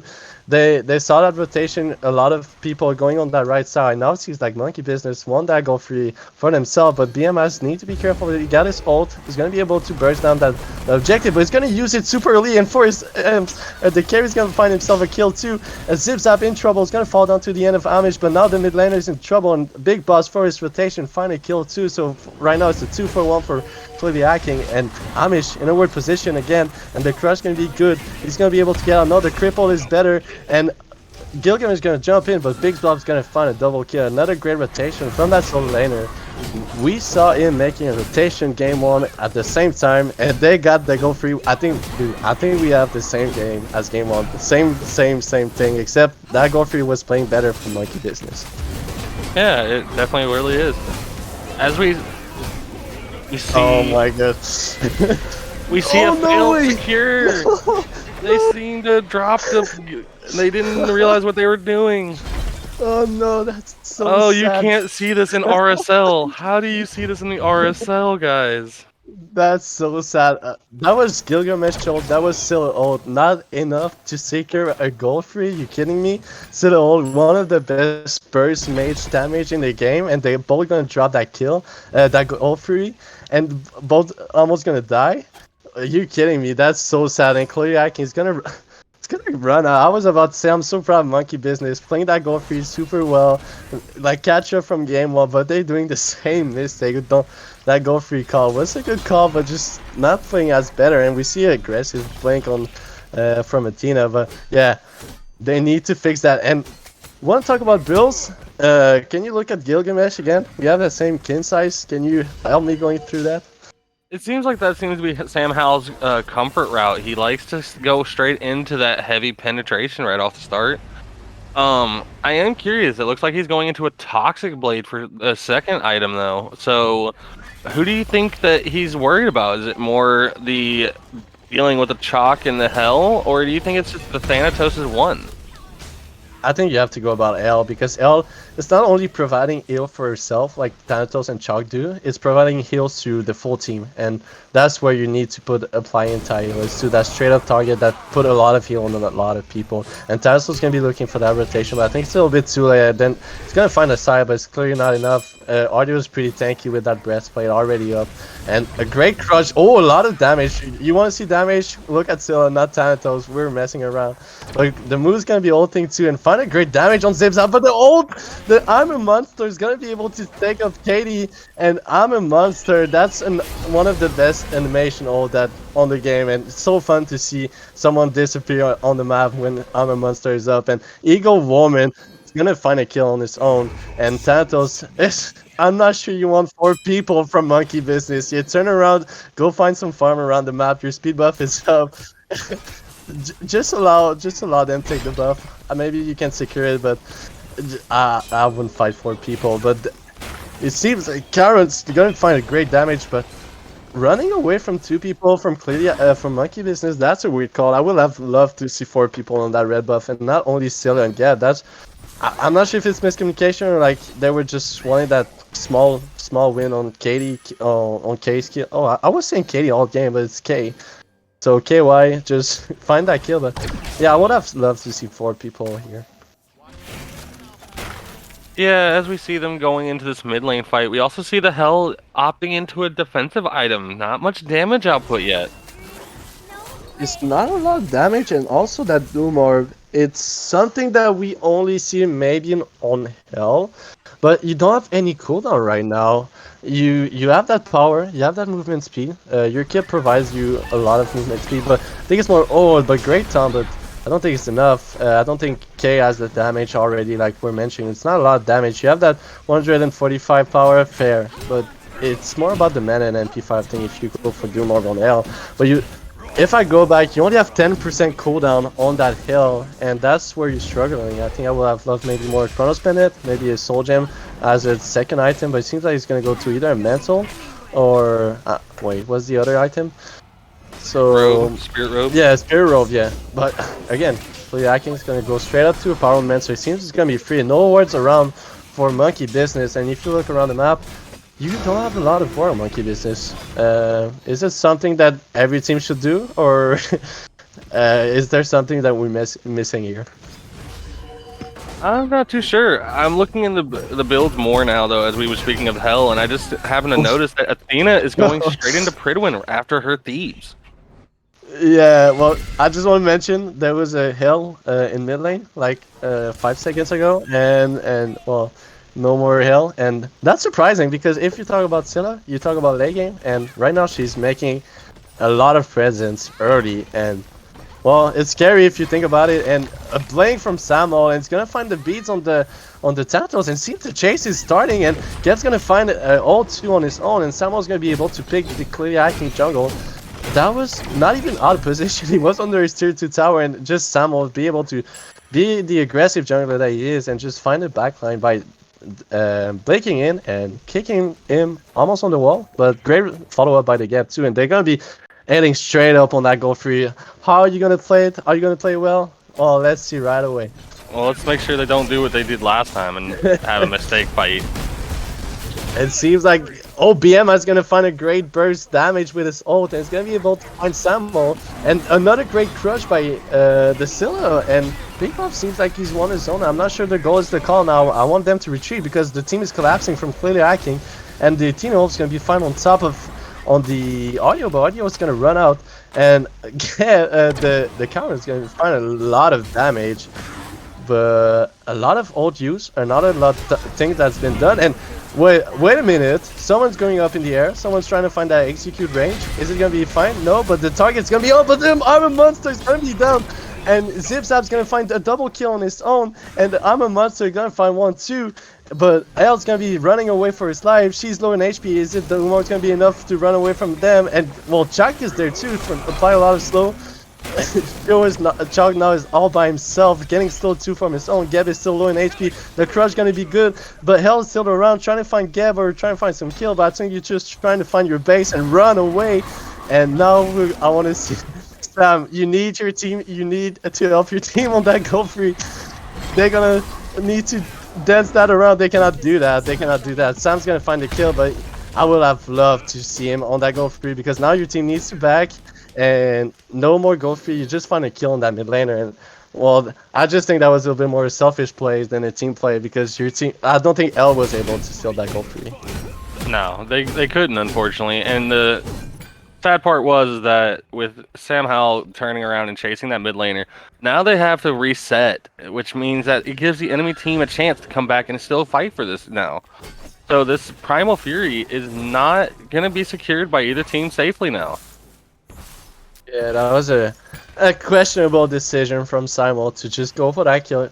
He was able to find that kill fair, but like you were mentioning, you give it the enemy a chance to come back and take that goal free, and that's what they still try to set up for. And again, Monkey Business seems to have struggled to play around those objectives. It seems like they don't find a way to make that right call or just make that confidence call where the team is all together on the same page. It seems like it's either Samuel's going full all in and go by himself, and the team just back there struggling, and like Godfrey is looking to get a triple kill, and it's on a BMS just gonna jump in and find a hole, and it's the damage gonna be enough. Yeah, the move's gonna fall down. He's gonna be trying to find it, but it's not gonna be enough. Zipzap's gonna fall down to the end of BMS, and that's what we're talking about. Now you give it the chance to clear hacking to take a Godfrey. It's gonna be a 5v4. Big buffs in mid lane, but the team of clearly hacking all group up, all stacked together. I'm not sure that Big Bob's gonna be able to steal that, but Eagle Woman's lurking around, but Chalk's gonna be able to zone her out pretty well. It seems like she's wanna go in, but the team's gonna reset, and they're all gonna group up on Big Bob. The Big Bob's still tanky, he's doing a lot of damage. Seems like Armor Monster is looking to find a target. It's gonna find Amish, but Amish is gonna be able to jump out, and Chalk's gonna go on the chase too, but look who's up in the air. It's gonna find his target. It's gonna be finding Samuel, finding Gilgamesh. So right now it's a 2 for nothing right now. And now clearly Hacking is on a race. And Geb's gonna find a great ult. Amish Ma's gonna be jumping in, and Amish gonna be breaking it too and find a double ton while Silas just running away. I'm not sure. I don't see a lot of damage going on around the map for clearly Hacking. It seems like a lot of people are tanky, and now they're gonna turn around and find that kill on Big Boss probably. I don't see him getting it run away. Everybody's grouping up, and everybody's gonna find that kill on Big Bob. So right now, free gold free. I don't see anyone stealing that. Zipzap doesn't have his ult, so I'm not sure you want to get in position to try to steal that. But it seems like he wants it. He's not gonna let that for free, and that's a surprising call. Low Shot is going to be zoning again. He did a great job the first 2 times zoning the backline. And seems even the clearly hacking jungler is going to be zoning out. So that's how you play a go free. You find some picks, you start the go free, you zone out. If they come back, you start to find some kills, and that's what clearly hacking did. They just group up, find that big buffs in the back, group up all of them, and just find some kills one by one. And after, you take it that go free.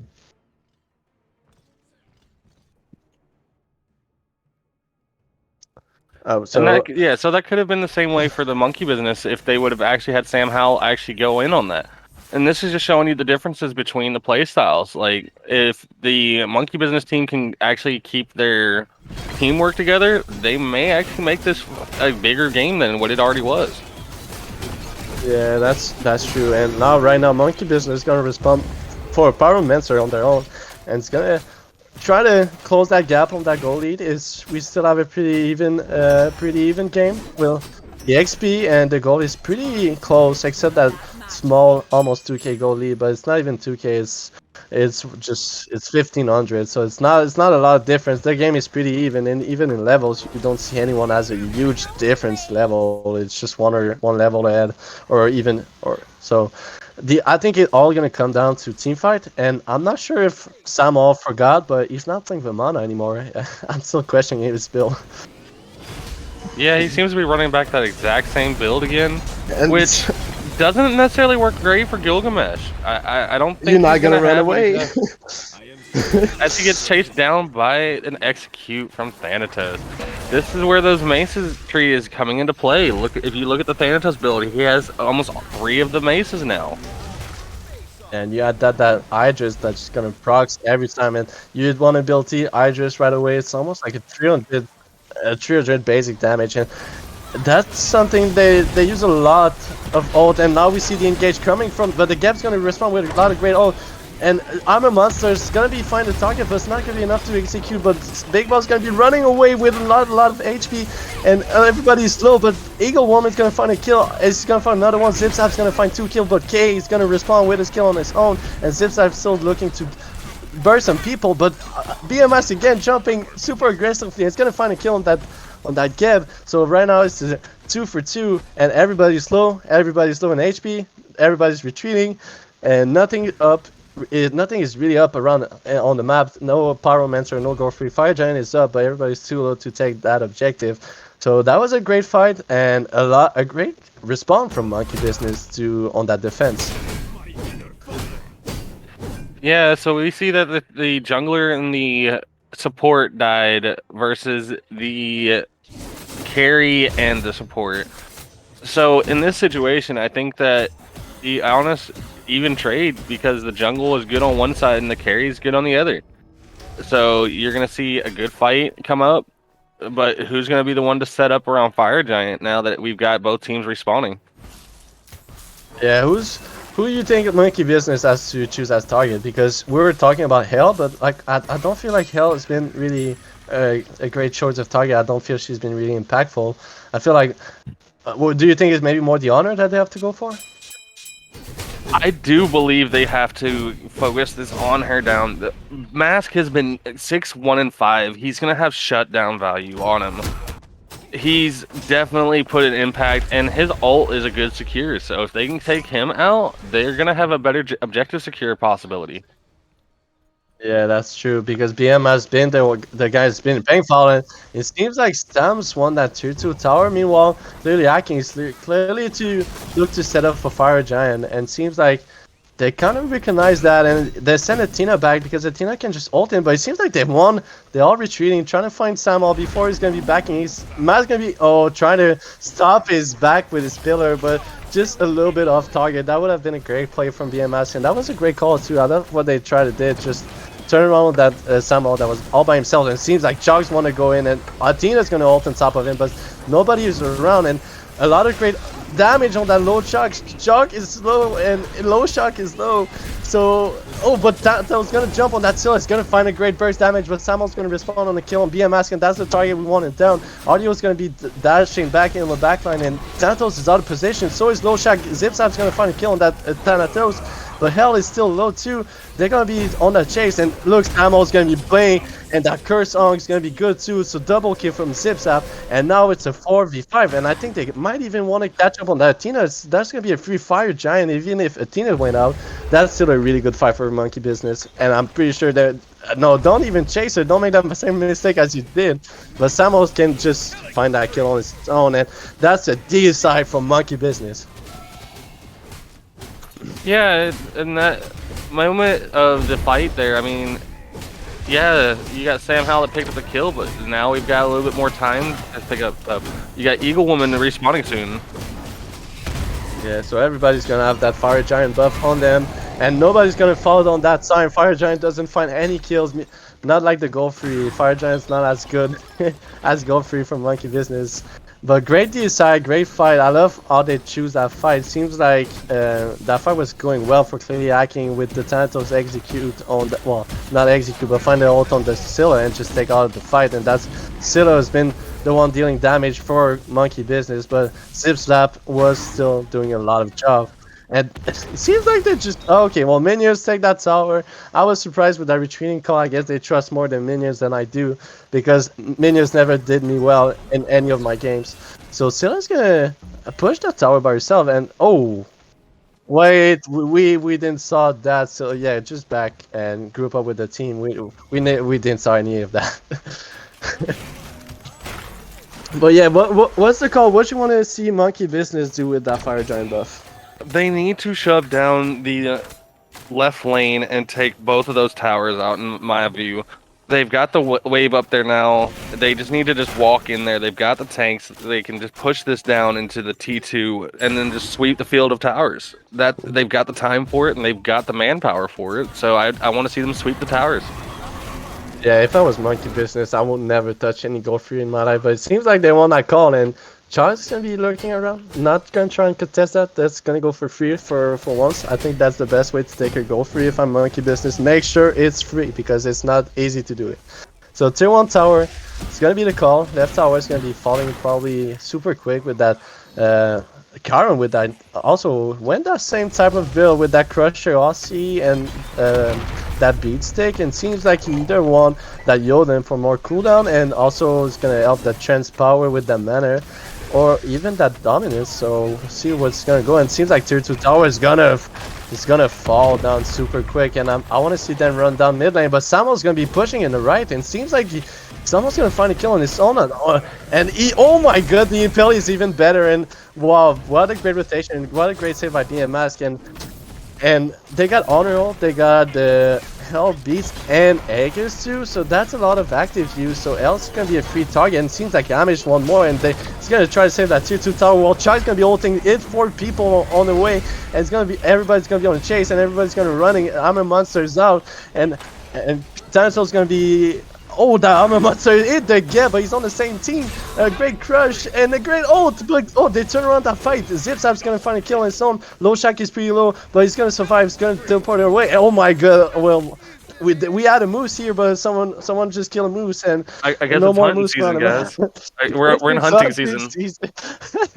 No more moose around the map, and almost a great turnaround from Monkey Business. I was surprised that Clearly Hacking was engaging, but I guess they were right, and well, great respawn by Monkey Business, but that was clearly not enough. Thanatos just able to burst down that monkey, that moose. So, as you speak of that, we see in the hunting season the moose went bye-bye. But going up past that, we see Gilgamesh picked up a Frostbound. Very interesting pickup. It's going to slow down the enemy team. Do you feel that it was necessary, though? Do you think? Well, I can ask you a question.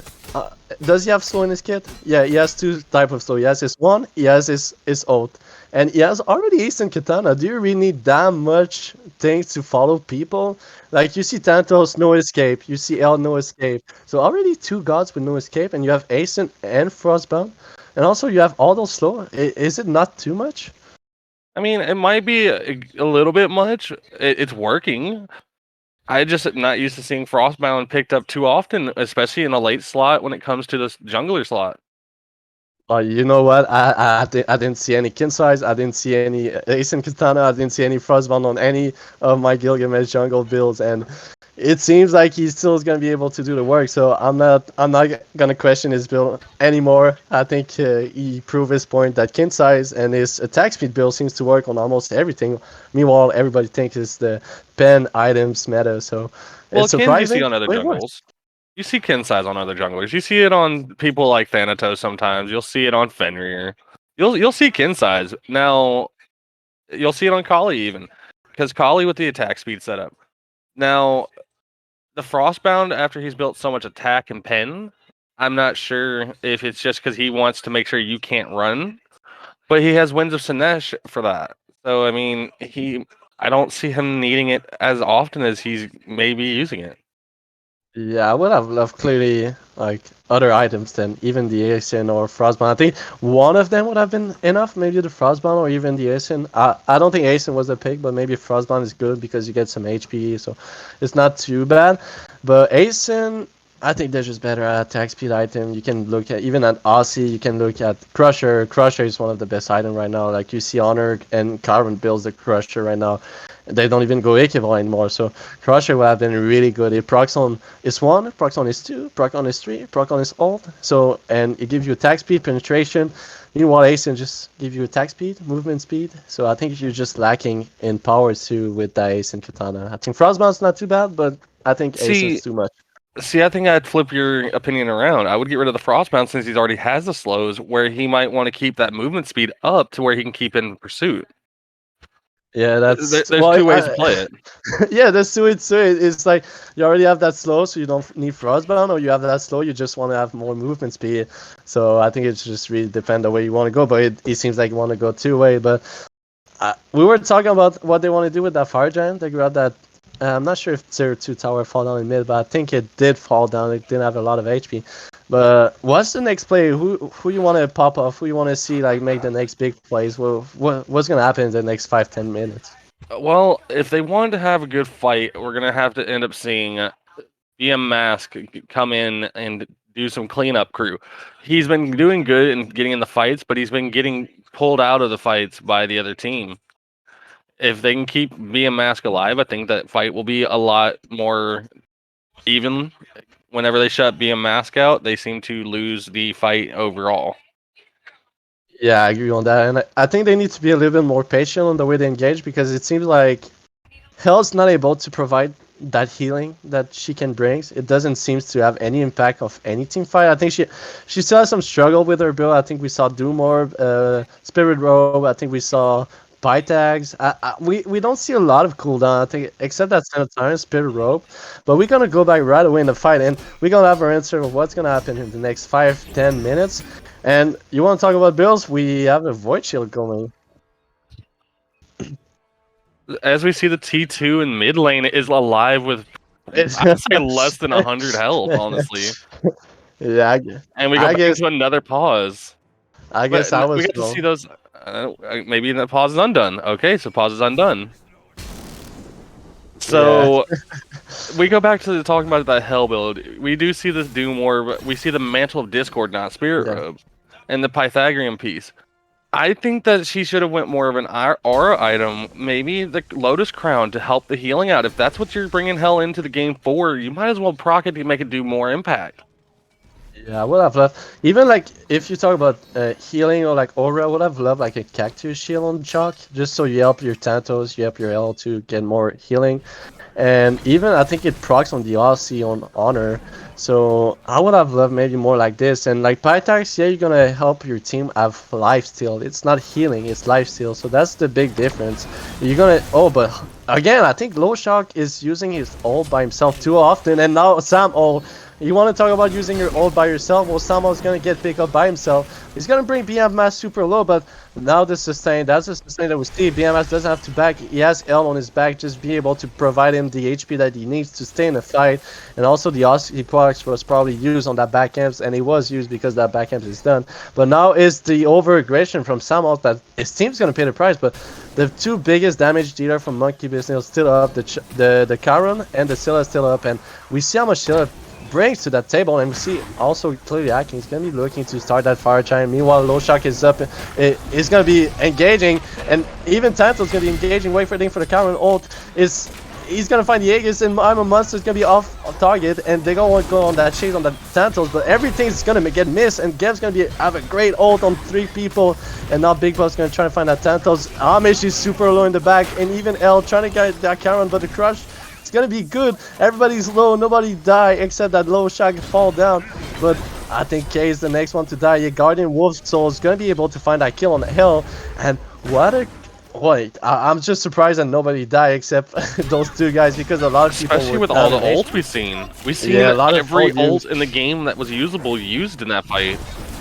Yeah, and like right now the call is straight up fired. I don't see BMX or the Tentacles being on time on that call, and I don't see them to just to find that steal. And I think BMS or even the Tentacles not really looking to steal that. I think it's just gonna fall down freely on Monkey Business, and Big Bobs do a great job to just zone out. Don't go too deep, my man, because they do a lot of damage. And Tato seems to lurk around. Seems like one push at mid, and Ardio has a lot of sustain and a lot of cooldown. And yeah, well, BMI just want to run away from that. And like everybody, you just want to run away from Ardio because she has too much CC, too much sustain, too much everything. And so yeah, we see an EFG was taken now. Now let's see. Yeah. What do you want to see them do this time? We got my opinion on the last part. It's really, you have to go for those Phoenixes. You have that split push going on again, and oh, Chug again with that blink and ult. And it seems like he's ulting in. Athena's ult on top, and that's up, and Tantos is up too. They try and find an execute range. The taunt on again. Oh my god, the karma was good, but great respawn. BMI is gonna find a kill on Geb too. So it's right now too. Big Bob's gonna find a kill too. So Scylla is all by herself. Samuel's gonna find a left Phoenix. He's gonna try to join that fight. Big Bob's still alive, trying to find some kills. But who's gonna try and find some kills? Is Sam All's going by himself? It's a 2v4 right now. I don't see them, but that's still we just watched an amazing defense. We just watched. That's an amazing defense. We just watched a fire giant lose the 3 of their 5 people losing it. There's no push now really out of this unless you see a Scylla or Gilgamesh have one of the tanks come in to try and help them. But now you have no tanks with fire giant. You have no ADC with fire giant. So the objective shred is not going to be as easy now. It's not easy, and you were saying it's a EFG, so that's a big buff that's gonna take out from the Carwin, especially. That's the one that is gonna destroy those Phoenixes, and that's a big loss from that Carwin. And they just got it. It's not if like they had that buff for like 60 seconds or like 2 minutes. They just got it, and now it just disappeared. But at least Samuel was able to find that left Phoenix, and if that was a call, I would have loved Monkey Disney be more patient on that right side and just play more patient and not force too much because Samuel's forcing a lot of stuff. We see Sam Hell being just super aggro down this left lane. He's about to get collapsed on by the rest of the team, so I'm curious to see how is he going to get out of here. Well, I think he's just going to be able to get out because Gab is around, Karen's around, Low Shock is here. Again, the Athena Shock ult combo, we see that again and again, that BMS is going to be ulting on top of it. And still is going to be using Armor Monster to get out, and a lot of things happening. Thanatos is up in the air, the Moose is up on his ult too, and oh my god, Scylla just disappeared from Thanatos, and it's right now to 4v4. Eagle Woman is out, Amish is out, but Samuel is still alive and still trying to double key everything that's moving. But Hell is going to provide a lot of heal to BM Mask, and BM Mask is alive, and I'm not sure you want that fight. I know your ADC is up, but Samuel's going to want that fight no matter what. He's still low, he took a lot of damage. I'm not sure Hell's going to be able to find that kill, and he's going to get rooted in places. Geb's still looking to help, but all times is going to find a kill on Sam. Oh, and Zipzap's going to find a kill on Low Shark too. So again, 2 for 2, so nothing crazy happened. A lot of kills, but I don't see anything. That's going to be probably a Pyromancer call. So I guess you get a Pyro and you get 2 kills, and I think you need to shut down BMS, though. I think that's the target. You need to realize who it is. Yeah. And you need to tell Samuel. Saving this. Yeah, you need to tell Samuel, press the brake, my man. You're going too at a higher speed. You need to chill, take the brake, and just go slower. Yeah, they need Sam Hell to stay more grouped up, I think, and they need to try and protect Mask. Both teams have a big impact that they need to fix and or utilize, but we also just now need to notice this. Now the team of Monkey Business has no EFG members alive. They lost their 2 in that fight, so there's no more EFG available until it respawns. Yeah, that's gonna be another interesting point. Who's gonna take the next fire giant and who's gonna set it up better? And we saw the Athena with Chalk combo ult and didn't seem to be too impactful. It seems like it's a great idea. Chalk provides slow, provide a knockup, provide a silence, but it doesn't seem. Plus, the Athena ult was too impactful. It seems like every time they're engaging that way, it seems like they're paying the price. You're right. Um, we look at Chalk's build now, and we're seeing that Chalk's last item turned into a heart word. Normally, you see that on the supports. How do you feel about that being on a soul lane? I don't, I don't like it. I think there's better option. And again, Samo is finding option. We'll try and find some kill. Athena's ult's gonna be used. And that's a Aegis and B is going to be used from L, so that's two big relics. I think you can just see Geb engaging or even Audio just engaging. He's going to be able to like lock her down, and she doesn't have any way to get out except the cleanse. And Fire Giant's about to be up. That's a big fight. So right now, do you want to take Honor out that doesn't have any relics for now, but it's because it's going to be up, or you want to go for the L that clearly she's not going to have any relics in the next fight?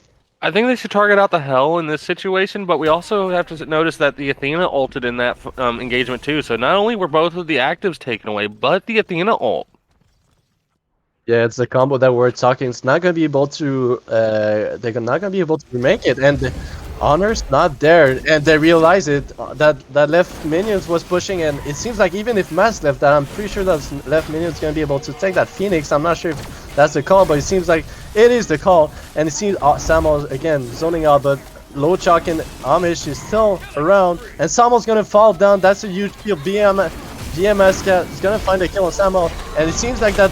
Armor Monster is gonna be enough, but Eagle Woman's gonna fall down. Lochuk's on the chase. Now it's Thanatos ult. It's gonna find 3 people, and Honor's gonna be jumping in, and it seems like do we see a reverse seems from like last clearly game, acting. guys? Yeah, it seems like we're gonna have a reverse, and Thanatos should be able to find that kill too on that Geb. It seems like they're just gonna run down either mid lane or right lane. It seems like mid. Oh, they're splitting up. They're not sure what they want to do, but I think they can just run down that game, and it seems it's gonna be enough. I think BMS can just shred every tower, but clearly King Titan's gonna be under attack. I'm not sure it's such a danger. I think it's only one wave that's coming. But yeah, I don't I'm not like sure this Big call. Boss, you're saving that. I'm not sure you're saving that. Yeah, the Big you should have Bob's- fight that's under another Phoenix. call. Yeah, I would have loved fighting under Phoenix or under Titan. But it seems like Over half health everything on for just that. gonna get shred. Phoenix gonna get shred. This could Seems be like the in call next here. card is gonna be the Titan. Samuel be is in up in call. 7 seconds. Eagle Woman's up in 15. Is it gonna be enough? Is it gonna be? Are they gonna burst that Titan? I think it's gonna be enough. I think they've BMS got and it. everybody of They've Clear got it. The Lightning health has the sustain. they have the health sustain, they have made the it. damage, and Low Chalk is gonna be ulting on top of it, and clearly hacking. It's gonna take that game too. And what a great game again! What an awesome game. We had a lot of action, Yeah. and we're going to game 3. We're gonna. It's what the perfect scenario. We have a lot of action. We have a lot of good games. Yeah, so I have to ask you this. How do you feel about them doing the reverse move? They just had that done to them game 1, then they turn around and flip it on Monkey Business in game 2. It's crazy because the first 10 minutes seems like as almost the same. We saw like clearly I can put a pressure around buff. We saw the goal free failed from Monkey Business again, and everything seems the same except the last fight, like that 35 minutes. They put out that reverse and put out the reverse. I'm doing the same as you did to me, and what's gonna happen game 3? That's what we're gonna see in a couple of minutes. We're gonna take a quick break, go make some popcorn, go grab a beer or Coke, whatever. We're gonna be back in a couple of minutes. Welcome back, everyone. I hope you have your popcorn and something to drink because we have a 35-minute game probably going for game 3. It's been the thing for the 2 first game, and we going right away to picks and bans right now. Again, what do you want to see as a bans? Anything that you saw game 2 that you're like, oh, they need to ban They that right away because that was an issue. so I believe they need to get rid of the Thanatos for one side. On the other end, they probably should be getting rid of that Scylla. Yeah, I agree that Scylla was such an issue, and also like you were mentioning that Thanatos just able to take Scylla out of the fight. But it seems like Scylla was making so much impact around the map. There are a lot of good crush and a lot of I am a monster. But I want to see Scylla. I love to say I'm a monster. It's probably one of the only ultimate I know as a name. So I love to see Scylla and her ult. It's such a great ability. But it seems like Soul's gonna get out. It's a target ban right there. It seems like, yeah, it seems like constantly hacking or completely hacking. I'm butchering their name. Their team is worried about the mages majority of each time they've been through picks and bans. Well, I feel like Eagle Woman's been really impactful in those two games. She's been not an issue, but she's been a kind of a scary thing to face. Either on that soul with a lot of great bursts on her ult, and same thing with I'm a Monster.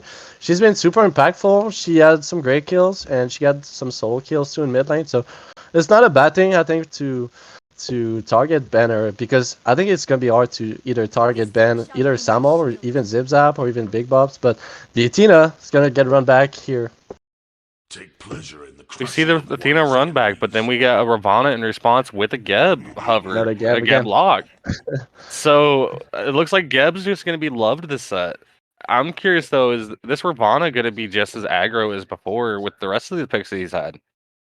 Well, I think Robin fits way more the meta than what we saw from is either. Well, Gilgamesh can be there. I think if it's not the same build as he did, but Vamana was clearly not in meta. I think Robin is clearly there. And Glory be to Hooler mine is a allies. god that we clearly talk about when you talk about this current meta. The end Oh, we see a But lot special with the Jormungandr. We also see Mask having that Uller. Now, do you feel this Uller pick on Mask is going to be solid, or do you think he's going to drop the ball? I think seeing Mask mechanics, if you see his honor, if you see like even his OE had some great bounce, but his clearly his honor jump impel his pillar was pretty good. Honestly, I'm really not scared. I think Mask gonna make cooler work like anything. Like if it was cooking whatever, I don't know. He just make things work. He whatever he's gonna do, he's just gonna make things work. And I think Ular is super easy to play. I think Yoden, Trans, Crusher, everything. I just think it's just super easy to play Ular. It's just so much free damage and free poke. And also, I think late game with Hula, you can just one shot anything. I know they have Gap Shield, so it's a little bit harder to one shot people, but it's gonna be so easy to if you add the Athena talent to just help you setting up your combo. Yeah, and we see a Hercules hover and locked in now for monkey business. I Well, that's don't a know. surprising pick. Yeah, that's surprising. I don't know if that's necessarily a good pick into a Jormungandr because you can't really do much to him with that combo. That's a really good point because he cannot get knocked up and he can get stunned, but he cannot get push away. So he's gonna get stunned, but he's not gonna get pulled or push away. But he's gonna get stunned. But that's a really good point that you bring. Geb's not gonna be able to knock him up. Hercules not gonna be able to knock him up. So that's a really good Yorn pick and a weird Hercules pick in a. And you're seeing a Cupid ban. Is it something that surprised you? Not really. I can see the Cupid ban because of the stun from the Heart Bomb and the Fields of Love being a big issue for Uller. So I think that's actually a very comfortable and smart ban when it comes to having an Uller as your ADC to make sure that he's not going to get locked down. But we see on the other side a Scylla and a Hell ban. Now I'm Yeah, glad to see that they banned out that Scylla from this game, but that's honestly surprising they didn't just go to try and leave it in there for Eagle Woman to run it back.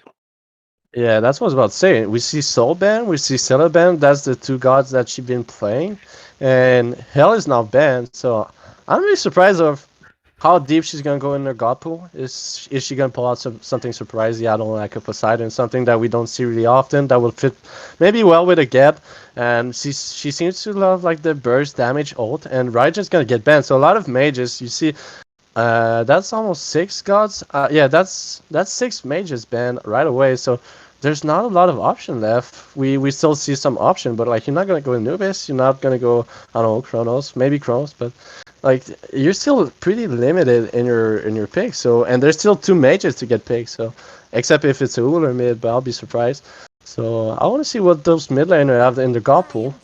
I would like to see, honestly, if we're gonna put someone in the mid under Eagle Woman, I think a good pickup here would be someone like maybe Morgan Le Fay. Get the CC immunity ult to keep yourself safe.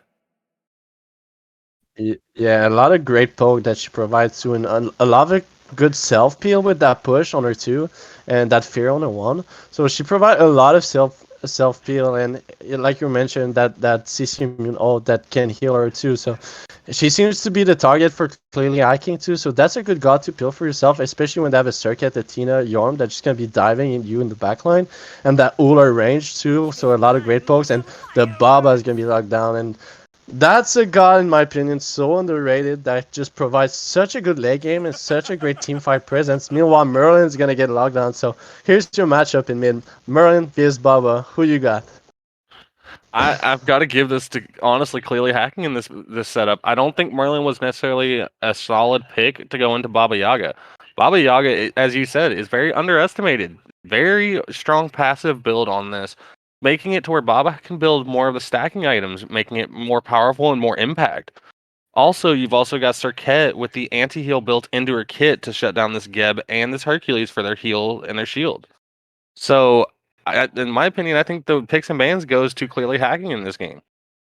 Yeah, I have to give it to you. That Ular, Tina, Yorm, and you had Circuit and Baba on top of it on that draft. It's so much pressure, so much potential of diving, and that's what we're seeing from that first team comp in game two. Well, not first, but that game two team comp is that dive potential, and that's where they were winning it when they were diving that mid laner, when they were diving Eagle Woman and take her out of the fight. If it was Scylla or even that Soul, when they take Eagle Woman out of the fight, it seems like that's where clearly Hacking was winning it. I can see that happening with Tina, and it seems like we might see the same combo when either Yorm's going to be engaging and Tina just ult on top of it, or same thing with Circuit. So a lot of possibility, and I think that's what provide the Tina ult is so good, because when you have people that can dive like Yorm and Circuit, and you add all that just provide a lot of protection too, so it just such a good combo, and just gonna be so hard to stop them, because I don't think Geb, yeah, Geb has a ult, Geb has a shield knockup, but like it's gonna be hard to stop that much dive, and like you were mentioning earlier, Yorm cannot get pulled, cannot get knockup, cannot get pushed, so it's gonna be hard to stop him just going straight on the backline. We don't see a lot of CCs just stopping Yorm him can't get from the. pushed. I think he can get knockup. I'm not sure you can He get can't get pushed. knocked up. He cannot get knocked up, but he can get pushed. Okay, well, you might be right. He can probably get pushed, but not a lot of CC from the backline. Isn't Ami Merlin? It's not going to be a lot of self peel. And we're going to go right away. Game 3. A lot of action. And let's have a good game here. So, right away, again, I'm going to ask you the same question. Anything in builds you see, something that The Baba gets you off guard? Vampiric. The Baba Vampiric Shroud. Well, she's going to be hard to kill. If you had Vampire Shroud plus that stacking item, that's gonna be a lot of HP. That's gonna be a lot of defense too. She's gonna have a lot of sustain, and I think it's not a bad pick, because with Baba, you're looking to play the late game, and I think Vampire Shroud, it just provides you the ability to just sustain early and just make you so much shape with that lifesteal, with that defense, with that HP. So I love that first pick, and we see Eagle Woman going again, Senna time, Spirit Distillation, cooldown. So I love both builds, and I think that's super smart from those two.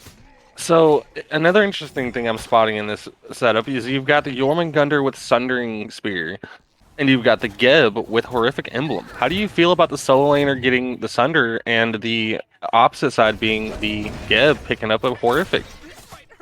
Well, honestly, Geb, Horrific, I don't mind it, because you see what it just provides here. It just provides so much free poke for the Zanami. It just makes things so much easier.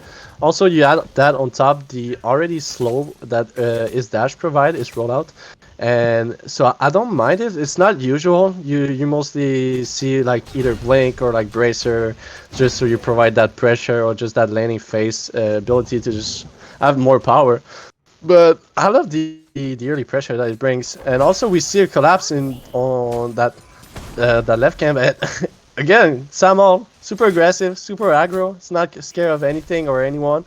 He's gonna take that camp, take that fight, take that poke, but nothing in exchange. And yeah, so I don't mind it. I think that Sunder is more weird in my opinion. I don't see any shield. I don't accept that Ravan passive, but it's not a huge shield. Like it's not.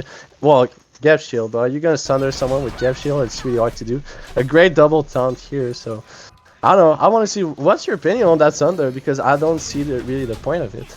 I think I have to agree with you. The Sunder hasn't got as much of an impact because they're not really a healing team either. They've got the shield from Geb, and then I think it's the Ravana ult that gives him a shield. I think it's his ability. I think it's his Or is passive. it? When he... Is it? I think it's his passive. I think you're correct. Yeah. So it's not. Maybe he's got it because of the fact when he upgrades it, it'll affect the Hercules on his passive heal for his 3. But there's much more better options. Well, wait a second. Athena's gonna get caught out of position. She seems like she want to use her dash. I think she used it and someone just stopped it. And I think Amish gonna fall down for his blood. And Samhol's gonna find the first blood. And again, Samhol's gonna respond for the first rotation on the map. Seems like since he saw the enemy jungler did that game, was like, no way I'm gonna get all rotate. No way I'm not gonna be impactful on it. Again. Circuit, you want to be just gonna respond? You want to be in left lane? I'm gonna steal your camp, and I'm gonna take your back lane. And that's a Yum that's gonna join in too. So they're looking to steal that. Seems like they want that speed buff too. I'm not sure how this one's gonna go. I think it's 50-50. Both of them can just secure it. Circuit's one of the best gods to secure buffs with her one, and right away you see that just that's gonna get stolen, and she's out of there. But Urkel is gonna make that rotation. She needs to be careful. She doesn't have blink up, and both abilities can be missed. Yeah, the juke shoes were on, and someone needed glasses too. Hercules, find your glasses, but that's just a misplay. No, that would have been a great rotation. Great calls, great pings. That we see at least the communication is on point. Maybe not the abilities, but the communication is. So that's a great thing. Yeah. So as we're sitting here looking at the dual lane kind of playing out, how do you feel? Which do you think is the better build setup path? Do you think the Ullr with the spear and the mace build is going to do better than the Izanami with the bow build? I would have to go with the same answer as you gave me when I asked you the question about mid builds. It's really situational, and I think right away, I think you see that Bombas fits way more Ullr. I think it just provides so much for him, and also Izami, you want to see Ikevon, you want to see getting procs on her basic attack, and I think for Ullr having that Mace Tree build with all the Yoda and Crusher, whatever trends, I think it just fits way more his style, and I think both are great, and also Samo again. I love what he does. I love that right now he doesn't go too deep too. I think he's just being smarter. It doesn't seem like he just want to chase and run at you, whatever you want to go. So I think he's played that smarter. But if I want to go back Ullr, I think it just fits way more better. And Ullr with Bumba Spear late game is just insane how much damage he does with all that Mace Tree. Yeah. So as we're playing into this more. Do you think that the Merlin is going to outplay with the Baba Yaga? Considering that we don't see often with the Baba Yaga into a Merlin matchup? Well, I think Merlin's just so much good early because his wave clear is so good because you have that switching stance and it just helps you just out clear the enemy. Meanwhile, Baba is kind of that struggle a little bit early, not that same power. You're looking to stack and just have more power late game, and it seems like I love what Monkey Business do here. Invading Ullr want to steal that with his tree, but I think they kind of recognize that. But he doesn't have any mana, I think, to secure that, and they didn't recognize it, and they're gonna get out, and Matt's gonna be able to steal his purple. And I think that's what Monkey Business needs to work. Is those calls? They need to be confident in the calls that they make. It seems like every time, either if it was goal free or like invading buff or whatever calls it was, it seems like there's always a small hesitation and just seemed to pay the price so much for it. It was free, I think, that purple buff with that were with any mana. Oh, it was definitely free. That Ullr had no mana after switching stances. The Athena wasn't close enough to really make a stop. They could have easily stole that purple and just walked away for free. Yeah, especially I was about to give him a good shout out. I was like, that's a great thing. Matt's been the one that put out a lot of great damage and was super impactful on the gods that you play, and shutting him down was the right play, and especially stealing a purple buff from it. It's just one purple, but it still gives a small lead to your ADC and also just a small lead to your support. So that's what I was looking for, and sadly that didn't happen. And I wanted to just see that again, but with more confidence. If they need a jungler to be confident, just bring your jungler. Oh wait, actually Big Bob seems like he was a little bit in trouble, but Yorm's I think Yorm killed with it, right? I don't know. I think I he don't. would have. Yeah, he should have went in on that because I think he could have still escaped that tower. He'd have got the kill. And That's even if he, mystical now too. I'm saying, even if he didn't get the kill, or even if he like got the kill and died to the tower, he would have most likely died to the tower via the tower getting the kill and not this Hercules. So I think that should have been a dive that he was more committed on. Yeah, I think if he hit the last tick or whatever, the last hit on his ult, I think that was a kill. Or even if it doesn't, it leave him with like 10 HP and one mystical male proc just kill him. Or even like his one is you cannot miss his one or his two. Like his abilities are super easy to hit. I think in my opinion, even your dash, you just knock him up and kill him. Procs mystical male and well. Maybe he just played safe. I will have loved to see, especially since we mentioned low shock is his specialty and he is known for his Yorm. I will have loved to see him a little bit more confident and like Maz did on his honor, he was super confident and on his honor just jumping on place and oh great damage already by that circuit. It's gonna jump in, it's gonna try to find an ult. Didn't grab him surprisingly. Another surprising call, didn't ult him. Yeah, Merlin has Baba beef. could have went into the house in that standpoint too. They had a big chance to take a big fight there. Yeah, I think that was a kill on like on that Merlin. I think they just want to be a little bit too much patient and too careful on their calls. I think they don't want to make any mistake. It seems like, well, both two games been a game of mistake. If you look at those last fight in 30 minutes in both of games, it was who's gonna make the first mistake and the other team's just gonna take advantage of it. And I guess nobody want to start making mistake. Even Samuel didn't want to go too far deep in the jungle when he saw someone. So I guess they just want to play safe, take it slow, and I don't mind it, but dropping kills, I mind that. I have a little bit of an issue about that. Yeah, so let's see here. We're pretty evenly game set up. We've got equal on towers. Gold's really close.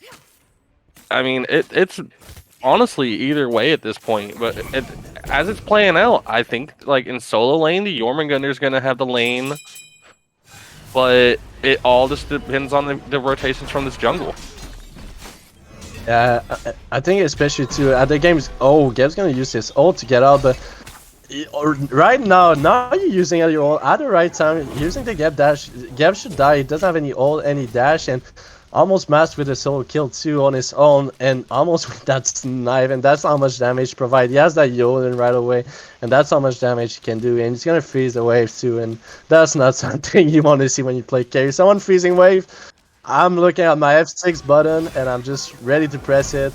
Oh, but great rotation here, and they're going deep, and they're gonna find that kill, but Samuel's gonna respawn on his kill, and they're gonna punish, and I hope you're gonna get punished when you dive with tier 2 at 10 minutes. Oh, so, Baba was not paying attention to their map, it seems like, as we see the Ravana just being all over them.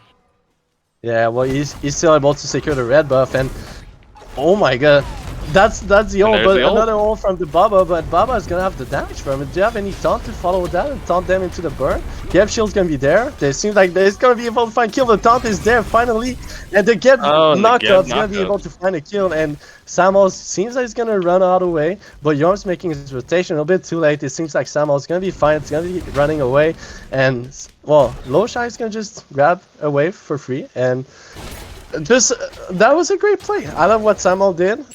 He finished the late dive from clearly hacking, and that was a great play. Finally, we see some great play and some smart play. We love to see those.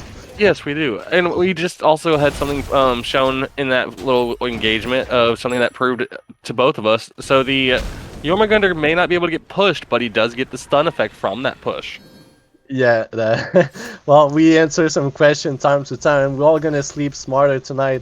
And here a little bit of an invade on blue buff, and Loshak won that blue buff. He's not gonna be able to find it. Big Buff's gonna be able to secure his own blue buff. And I love what Samuel's been there. It's been securing every buff and a little bit late rotation, trying to catch them off guard with those 4 men, trying to rotate on that solo side.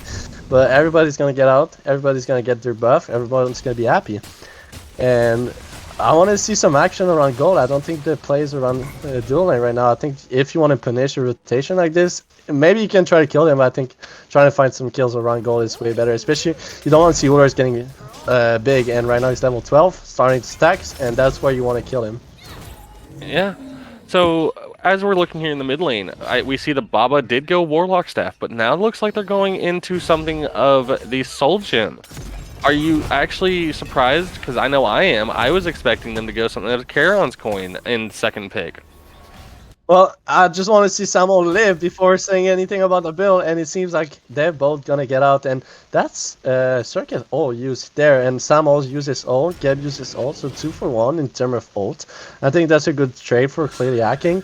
And it seems I don't think gold is still the call. I think it's too early. I don't think you have the damage or anything to secure it, and you don't have any kills. And Yorm's gonna be rotating on Samuel. Samuel doesn't have any ult.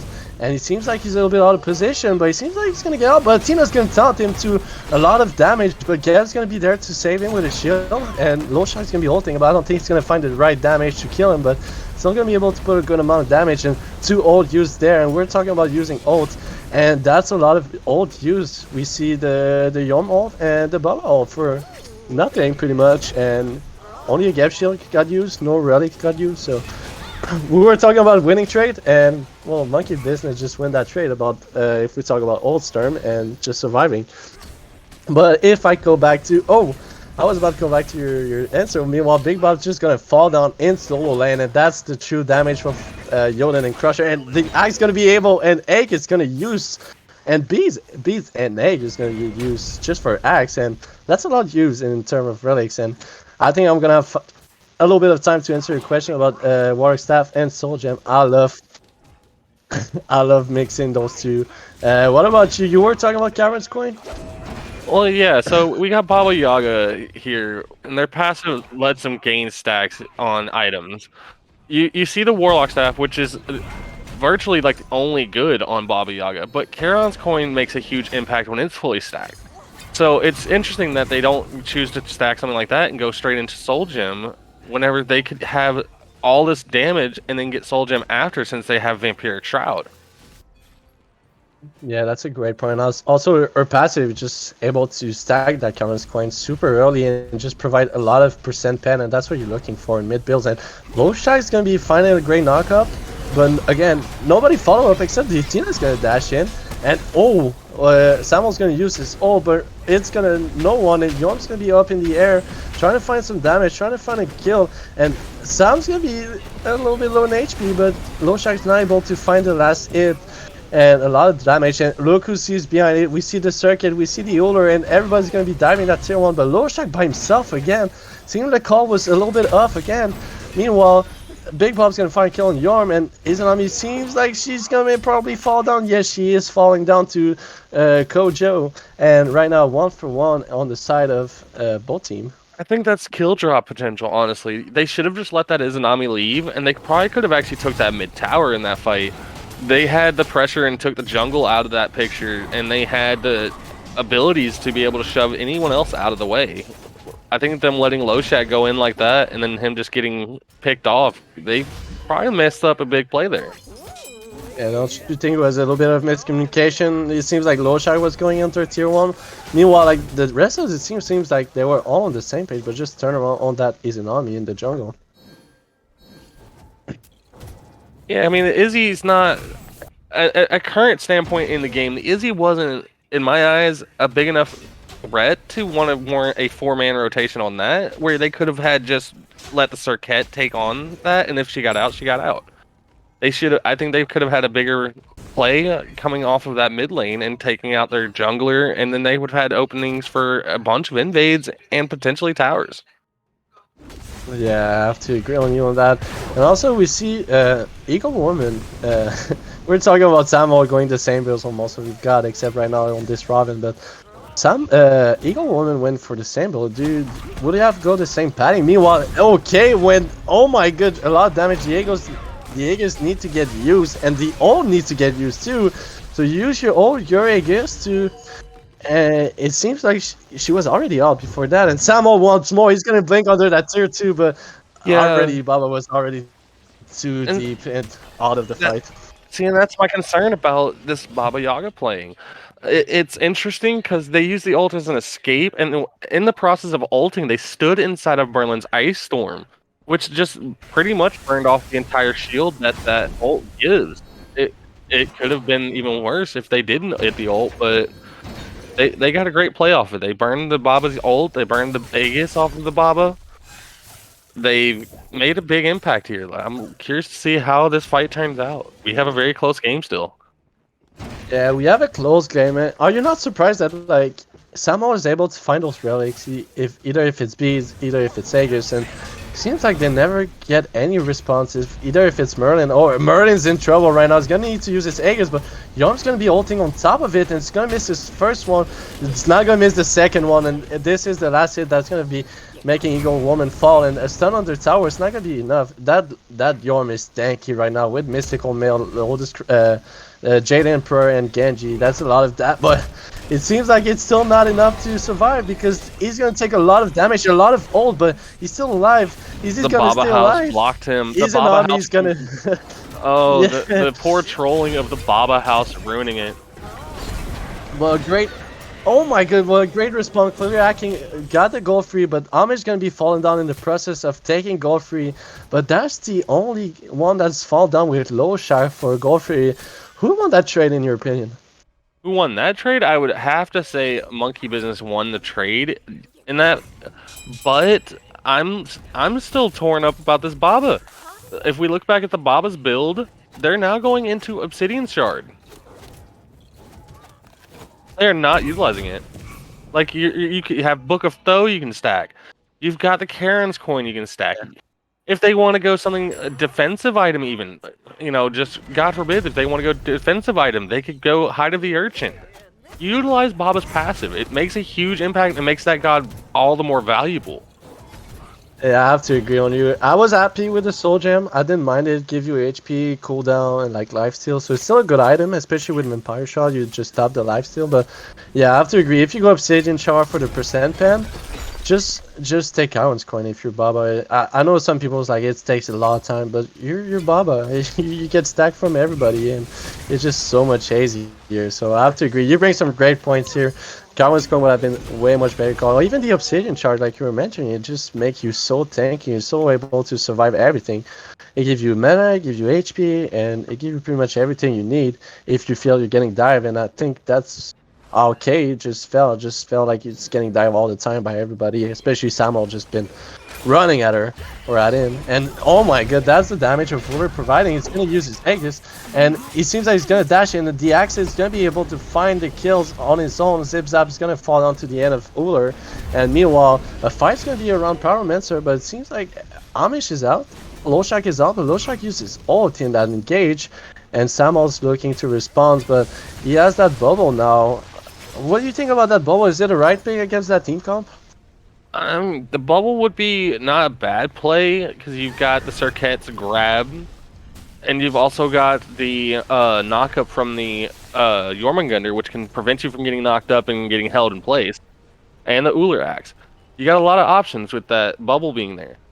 I'm looking at the builds now, though, as you mentioned, the bubble on the Ravana. I'm seeing a Caduceus shield on the Hercules as their first choice of item. Yeah, Cactus Shield is not bad, but you're only helping yourself in that situation. And Athena's gonna taunt this Samuel right now. He does have the bubble on, and he's gonna get ulted by Circuit. But a lot of people take a lot of damage, and the Alce is gonna be up, but the Alce is gonna almost fall down. And a lot of damage. Geb is gonna run away, but he's not gonna run too fast. Circuit's gonna grab that kill on the Geb, and right now it's the only one that died. But oh my god, last time the Axe and that switch stance. And he's looking to want more, and Athena's gonna ult him. He's gonna jump in, so the Athena's gonna get closer, and a lot of damage. Ami's gonna find a kill, and the taunt is gonna be enough. Hercules seems like he's gonna fall down to here. Mid tower. Yeah, this is mid tower. This is Pyromancer, and they're gonna get that mid down to the minions, and they're going to fire. It looks like, guys. What would you do, fire or Pyro? Do you have the HP for it? I think they can do fire. They've got Athena at 3/4 health. They've got Jormungandr to zone. I think they do fire here. I think this is the right call. Yeah, I think they have the damage, and I think he's an army. It's not gonna go in there fight 1v5. I think everybody's ALT enough to take that fire giant, especially with that Bumbazheimer. He's gonna procs on that fire giant, and That's gonna be a free fire giant for clearly hacking, and that's the Uller that we were talking about. Uller just provides so much damage right now. He has that full trend stack, he has that Yoden, he has that Crusher, and now he's looking for Titan Spin. So no one's gonna want to be on his face. You're right. So, as we're looking back at this Baba build and we've been talking about how they're not utilizing a passive, what book do you think they're going? Do you think they're going to go with the Soul Reaver, Book of Though, or is it going to be Polynomicon? Honestly, if it books of thought, I'll be mad all day. I think it's just a bit too late. It's not too late because it's so easy to stack, like we were saying. But at the same time, Soul Reaver is gonna help you more right away, and I think it's not a bad thing. But both of books won't be I don't know bad. I don't know if the Soul Reaver's as much of needed because that Hercules is more physical defense as we see in the build, and the rest of them don't really have defense that's focused on magical. You've got the Geb that's focusing on a lot of physical when it comes to straight protections minus the group protections like the Thebes. So I think this would actually not be a bad play to go ahead and go into Book of Though. It would still shred through. Yeah, for sure, especially late game. And I think right now, BMS still provides the damage. And even if you go for a Bukita, I think you're right. It's gonna be useful at one point. I don't think right now they're like struggling in terms of damage. I think they have way more enough damage. And you see at the damage star right now, she's still close to be the top damage on her team, except Yorm is just doing a little bit more. So she's clearly not struggling doing damage. I don't think it will be a bad call for them for that Bukita. I think you're right about that. But yeah, Hercules is gonna use his blink and his dash, but it's gonna be off target here. See, as we go through this, the reason I point out Baba Yaga is that's a god I play a lot. Is there any of the gods in this game that you're seeing odd builds on that you play? Well, I play a lot of Fooler, and Low Shock just gonna fall down, and that's about just being out of position here. No team was following. Samo's gonna be diving backline. And the Baba's gonna need to use her ult, and is it gonna be enough? No, Samo's gonna be trying to kill, but Circuit's gonna respond with her own kill, and it seems like the call is to retreat, but Ulu's gonna find the right axe, and Geb's gonna use his ult, probably take the beats, but you don't have beats, my man. You don't have blink, so just a waste of ult, but still a great engage. You find 2 for 1, so that's the kind of situation you want if you're Monkey Business, and you don't have that Fire Giant buff. You take 2 Fire Giant buff out of the team, but Cooler and Circuit still alive, and I think that's the 2 biggest target here. And Amish gonna trying to blink and trying to find a ton, but it's not gonna find anything. Cooler's gonna find an axe, and nothing's gonna really happen. I think that was a little bit too much. I'm not sure what they were trying to do. Right now, clearly hacking is clearly not in position to fight, in my opinion. Clearly hacking is honestly missing out on a big opportunity. I would go ahead and let this this Primal Fury fall. They got Uller with Fire Giant, and look at the right lane where the minion presence is. They could be taking a Phoenix, forcing them to either drop the gold or lose a Phoenix. Yeah, that's right. You saw that right wave getting pushed, but at the same time, it was still 4v3 right now. Even if they have Fire Giant, I don't think they win that trade if they push as a team because 2 people were down.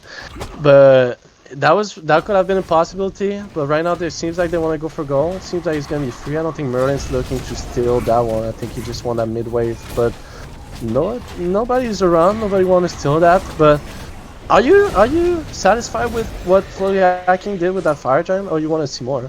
I wanted to see more. Like, they've got the pressure. They've still got the wave up there in right lane. They've, they have Phoenixes or not Phoenixes. I'm sorry. They still have the mid T2 left.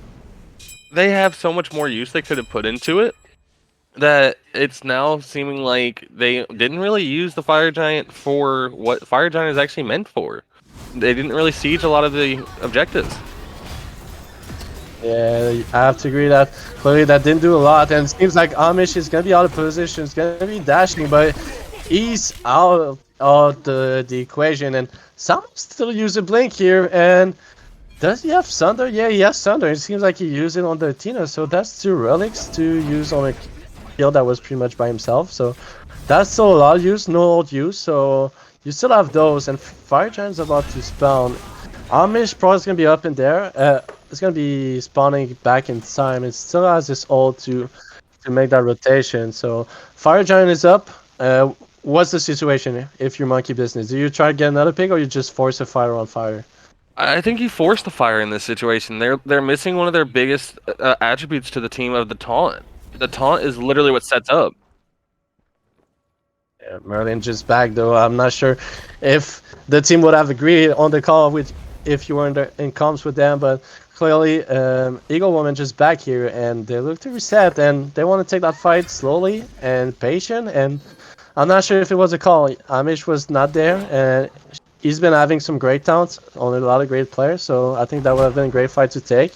But again, Samuel is clearly not looking to play around his team. He's looking more about putting pressure on the map and for some disturbing. And Amish gonna get pulled by the Orcles, and Geb's gonna use his ult too. And Izanami's gonna use his ult. Circuit's gonna dive in the backline. Amish still low in HP, didn't fall again, but he's gonna fall down to Big Bubs. And Lowshark's gonna be diving with Circuit. Circuit ult's gonna get procs on Hercules too. So, but Lowshark's gonna need to use his ult to get out, but he still want to go in. And I'm not sure if this is the call. Circuit's looking to get a pick. Miama's gonna find a kill on Samuel. Meanwhile, Circuit's by herself finding 1v3 there. But she's gonna fall down to Zip Zap. They're gonna be able to find a kill. So right now, I'm not sure any teams can take Fire Giant, but I think they can take Pyromancer. So 2 for 2, 3 people up for both teams. And what did you saw in that engagement? Honestly, the engagement got split up really awkwardly. Loshak kind of went in and pretty much baited in his own Cirquet's death. Because when he went in and jumped back to mid lane, Circuit went in to try and help and defend him. And then all of a sudden, Yorm's gone, and Circuit gets just annihilated. So maybe some miscommunications between, engage and retreats. Yeah, I think that's a word we have to use, is miscommunication. I think that's what we saw from Clearly Icing in both games. It's a lot of miscommunication, a lot of calls made, and not everyone on the same page, not everyone on the same call or on the same target, or just they're not going as a team. And that's surprising because I was talking about chemistry between players on that team, and especially Monkey Business been a team that has a rebuild, and a lot of players is so new in RSL. If you look at Big Bobs, it's his first season there. I think Guardian Wolf is his first season here too. So a lot of players still new around in RSL, but it seems like they fight better almost as a team.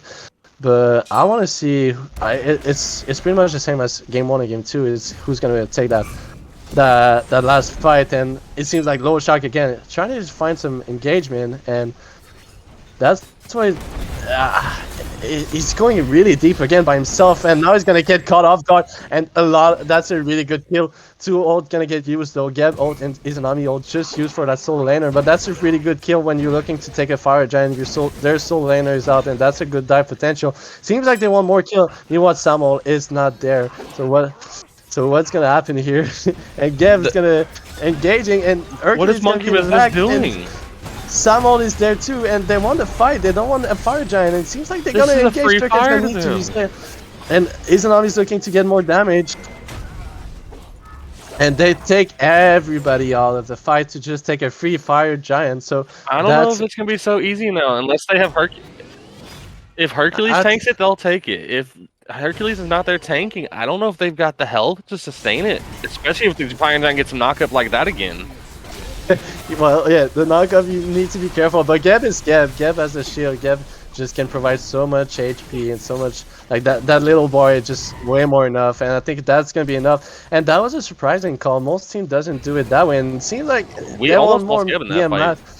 Samuel needs to be careful because BMIs do damage, and he's gonna take Samuel out of the fight. Circuit's gonna be dashing on Hercules, and he's gonna find Tom, but Hercules is gonna use his beats, and he's gonna try to run away. He's gonna use his ult too. And what's the call here from Monkey Business? They want to fight, but Low Shark's gonna be ulting on the side. Monkey Business he's gonna fight 3 back. people. They need to get out. They need to get out, but I don't think it's gonna be the call. BMI is gonna be trying to jump in, like again on Honest. Circuit's gonna be jumping. Geb's pretty low. Geb's gonna fall down to the end of Uller. Meanwhile, Low Shark's trying to find a kill on the left side. He's gonna find it on Zip Zap. So right now it's a 3 for nothing, and Circuit's gonna find an ult on Hercules. Not gonna be able to heal. That's 100% anti-heal. Step in. You got protections on that house. Step in and push it on. So right now and they only don't. They 2 back people. off. That's a surprising call again. Started by some all wanted to a little bit too much. So What do you think about that? What would have been the right play from Monkey Business after that Fire Giant? From Monkey Business, after the Fire Giant, they should have regrouped, reset. They were low. I do like that, clearly hacking went in aggressive, but then they just dropped the ball there themselves. They could have went up there and probably potentially either taken the Phoenix or at least got it low to make it more of a defense reason. They had the health for it, and they also had the pressure with the Baba House being able to just zone them out. Yeah, that's if we can call that an interesting decision. Also, talking about interesting decision, what do you think about going Bumba's Hammer and not this Bumba Spear like most people go, especially on like high damage god? I mean, being on Uller, the hammer, I don't like. I think that he's probably went with that just to try and give himself some more sustain since he has no lifesteal in his kit.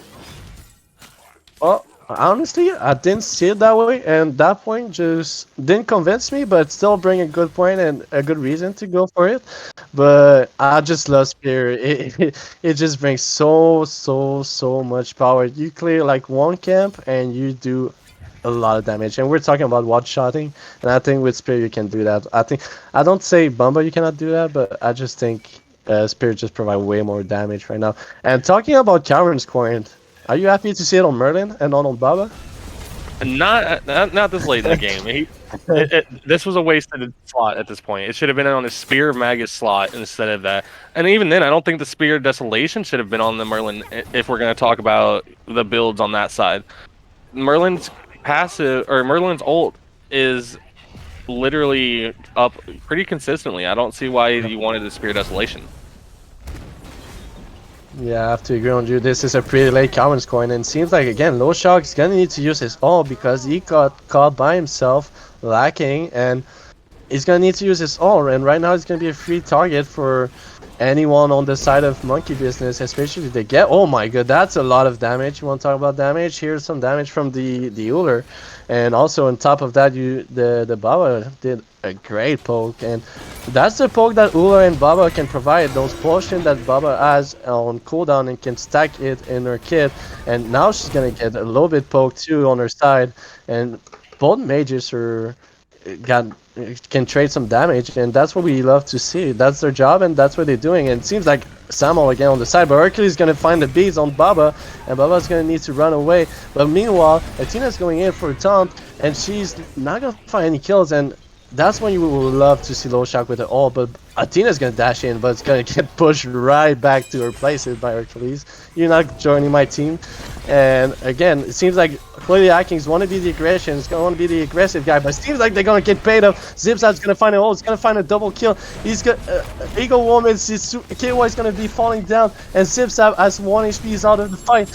Low Shock is gonna fall down. This is a 4 kills down. Can they run it down? I think they're gonna have to reset. I think they have to push that mid wave. They can reset. They can reset, and then by the time they're done resetting, they could grab the Fire Giant on the way back in if they don't feel that they have the security to take it, because there is still 4 towers standing for clearly hacking. Yeah, that's when you saw the HP from Eagle Woman and Zipzap. That was like 10 HP, and that's when you love to see Low Shock with the ult. That's when you would have finished those kills. But sadly, he got cut off guard a little bit earlier in the fight.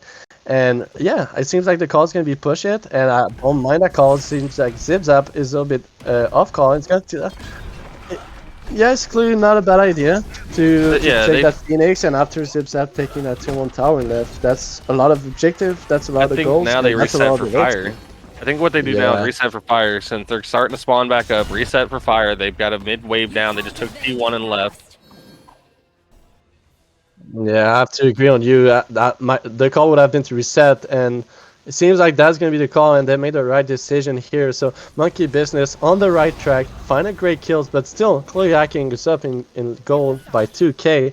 So 2 objectives down, you have a Phoenix, so right now you have a mid-wave pushing. Well, are you looking to find some kills, or if you're Monkey Business, or you want that Fire Giant fight, even if you're down in goal?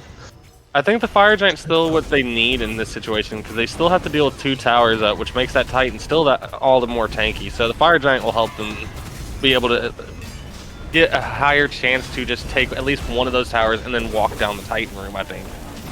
Yeah, clearly Akin's the one looking for that Fire Giant, but maybe they just want to fight, but it seems like everybody's still on that Fire Giant. Meanwhile, Loshak's gonna use his ult again, and Sam ult D by himself and he's gonna fall down. That's a lot of damage late game. Right now, Baba and Uller are slapping and they just can't take anyone out of the map, and that's where Sam ult just disappear. And right now, to Athena top, to a lot of damage. This is a big fight. Zipzap's gonna need to dash, and he's still out, but he's still alive. He's doing a lot of damage. Their target And focusing is Eagle- off. Both teams are not focusing. Yeah, both team targets off guard, and oh my god, Zipzap, you're so low in HP, and he's gonna get sniped by the Uller, and Amish still low in HP, and Big Bob's looking to fight her, but yeah, the miscommunication here was so obvious. Both teams were not on the same target, and look, their HP too on both sides. That was some low bars here from clearly Akin. That was so close. We're getting another D side from Monkey Business. You saw at least 3 or 4 people with some low HP bar. So that could have went both sides. On that time, that went on clearly Akin. And this Geb is in the hunt. Yeah, Gev's not want this Amish out of the fight. He's not. I don't think you catch him. Wars are on. Yeah.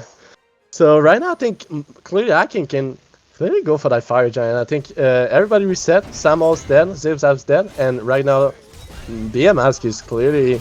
He wants that Fire Giant, but... Oh my god. Is it going to be enough? This is going to be a close call because there's still a lot of people's... Eagle Woman can burst that Fire Giant, but... And Circuit cannot zone anymore. She's still 50% HP, but... Is it gonna be enough? Big Buffs still has ult. He can ult on top. This is dangerous, like you said. Eagle Woman has to use Aegis. Clearly Akin at the Fire Giant, and Kojo's gonna find a kill on Eagle Woman, but it's gonna fall down by Sam. Sam all's gonna be able to find a kill finally, not too deep, and that's still a big target without Fire Giant. Oh, Fire Giant went down in that ordeal. Mask did secure it with Boomba's hammer, but we see the Titan going down, so Uller had it back. This is just a back and forth miscommunication, I think, on both teams. There's been a chance for them to end on the Monkey Business's behalf, and then you had the clearly hacking just not communicating their team group fight. Yeah, that's for sure. A lot of miscommunication, and it's obvious from Monkey Business that those situations can happen when you're just in a rebuild with your team, and a lot of new players, a lot of free agents just join, and you have to find some stream or find some games to just practice, and right now you're in league games, so miscommunication can happen. But on the side of clearly Akin, you kind of have that same situation with Kojo joining, KY joining too, so two new players on that team, so it seems like obvious that those teams are pretty new in terms of working together and league games. So that's why we have those 40, 35 minutes and like 3 games set, and it seems like this one's not about to get over too, because none of the teams really pushing for any kind of like objective. Yeah, like clearly Akin has that Fire Giant, but it seems like they didn't do anything with it. Yeah, there's not much of a lead for either side. It's really evenly set. Kills, objectives. Gold's not a huge deficit right now in this late of a game. Everyone's at full build. I think that's a good fight for clearly Akin. That's what we're gonna see. Is it gonna be enough?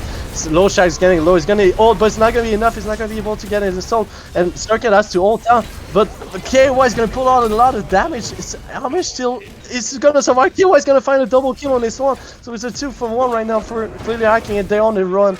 And I think Uller is gonna be able to find some damage, a lot of damage pull out from Baba, but she's low in HP. Mask is jumping in because he got the Athena ult, but he's gonna get taunted. He's gonna need to use his speeds and Aegis too to get out of that situation. And right now, both teams on a run, and I'm not sure both of them want to get in, but I think Amish is still looking to get that. Oh my god, that blink could have been great because Uller didn't have any relics, and right now I think it's a free push for clearly Akin. Athena's gonna try to taunt some They're worried people. about fighting. Oh, there's that. No relics means you're Mask dead. is now lost.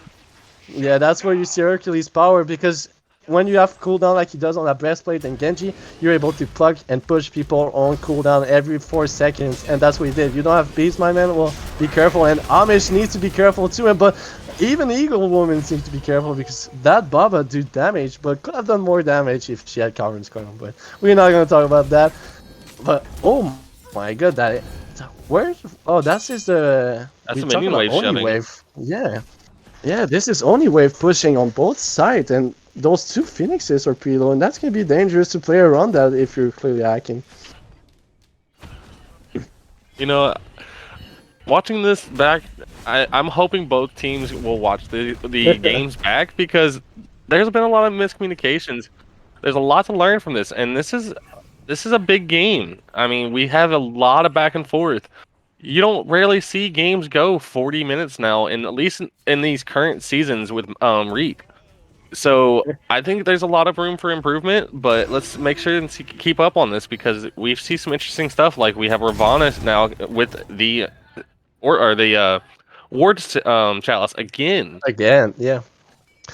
Yeah, that's something we need to see if it's really worth it. I think the first time we built it, it was like at 5 minutes, and maybe at this point it's worth it, but it's still super expensive. So you really need to use every word so you make it worth it. But even when you buy that, you need to be careful because you still have to buy some sentry because having wards is nice, but having those sentry I think is just way more better. It's just so much better if you have them around the map than if you just have some regular wards.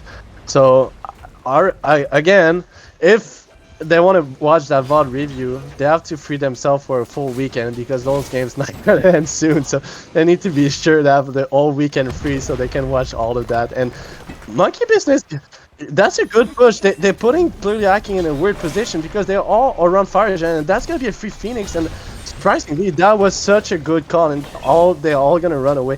What a call! That's super smart. I didn't see that coming. I don't think clearly hacking did. That's such a good call. I just want them to die right now. Atina's So gonna we tell see the a great- devs. Yeah. Wait, We see a great I'm play sorry, from Monkey Business here. That taking that left Phoenix, they set themselves up beautiful for a situation to go do a Fire Giant, and instead they decide to engage into another fight, and now they're falling off and losing players. This is the mistakes that we're talking about. Like, there's awarenesses that you need to be. You want to talk mistakes? Both teams make mistakes right now, and right now, Big Bob's gonna be able to dash. Oh my god, Matt's gonna find a kill on Samuel on the right side against Samuel by himself, but Amish by himself too, and he's so low in HP. He's gonna be able to run out. Is Baba's gonna be enough to dash out? But oh no, that's not enough. And This may be game Eagle right here. Woman with that double kill. This If might they be can game. You protect might be right Izanami, with that one. I'm they not protect sure. Izanami, Ula is still it's game. Yeah, well, Ular is still up, Izanami is still low, she has to reset, but that's a great push, and I think the mistake was Monkey Business should have just back after that. That set them up so well for a Fire Giant, because taking that left Phoenix means that left side is getting pushed, and that's the farthest lane from Fire Giant, so that's a really good Phoenix to take at this point.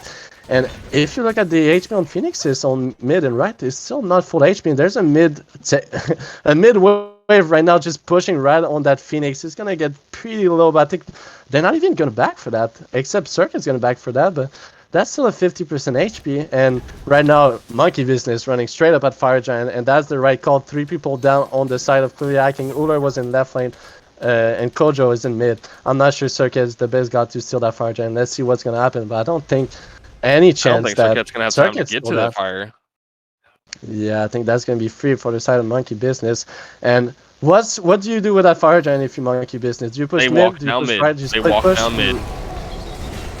Yeah, that's a free Fire Giant for Monkey Business. 2 great calls by, I'm not sure who's making the calls. I don't think it's Samuel because Samuel is always pushing by himself. But both teams Monkey Business makes some really good calls here on that left Phoenix and taking that Fire Giant. So here's something I want to ask you: how do you, looking at the builds across both teams, is there anyone that could change up their build that may make a difference and change up the way the game's running? I don't see anything that really pop in my eyes. I think Circuit with that Bruiser build is fine. I think Low Shack's still fine with his build. I think he's pretty much tanky. He has some cooldown. He still has some damage. I think both teams are pretty fine in their builds, and Izanami is just shredding with that Silver Branch and Dominance and Kin Size, Odibo Atlantis. She has a lot of damage, and they're gonna run down mid. You have to go right now. Atina's gonna dash in and blink, and she's gonna. Oh, Low Shack's gonna use his ult again, but Amish so out of position, blinking 4 people with no answer from his team, and she's gonna fall down. And Circuit's trying to find some damage, but I don't think it's enough. Big Bobs is pretty tanky, and they're gonna find that mid Phoenix for free. Samuel's gonna blink in on Uller. Uller, a lot of damage. Uller has to dash out. Samuel uses ult, but Circuit is low in HP. They're gonna This find is the Zips. game. I'm gonna find a kill. This might be the game. And Baba is still up. Uller is still up. So maybe he's gonna see a great defense here. But the Titan is getting low. Merlin is burning that fire giant, that Titan, and Skate's gonna fall down, and Low Shot's gonna fall down, and this is game 3. Monkey Business gonna win that game 3 in a 46-minute, 46-second. What an awesome set here. We had ourselves some good games.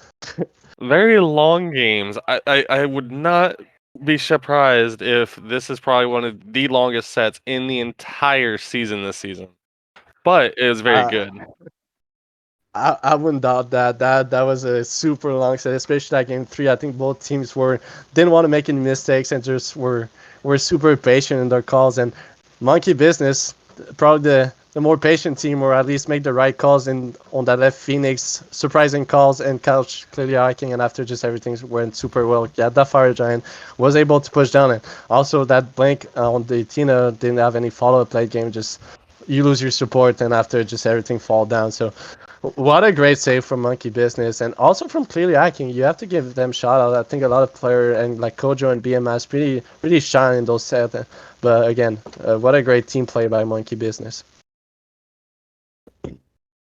But I think we're gonna have to end it right away. I don't think we're gonna have any interview here, because we got a game going on in a couple of seconds. So thank you everybody to join. Stay there. We got another set coming. So go warm your popcorn. Go fill up your drink because another game is coming. Thanks for watching. There was Mark X Wings and Brutal Wolf on the set, and we'll see you soon.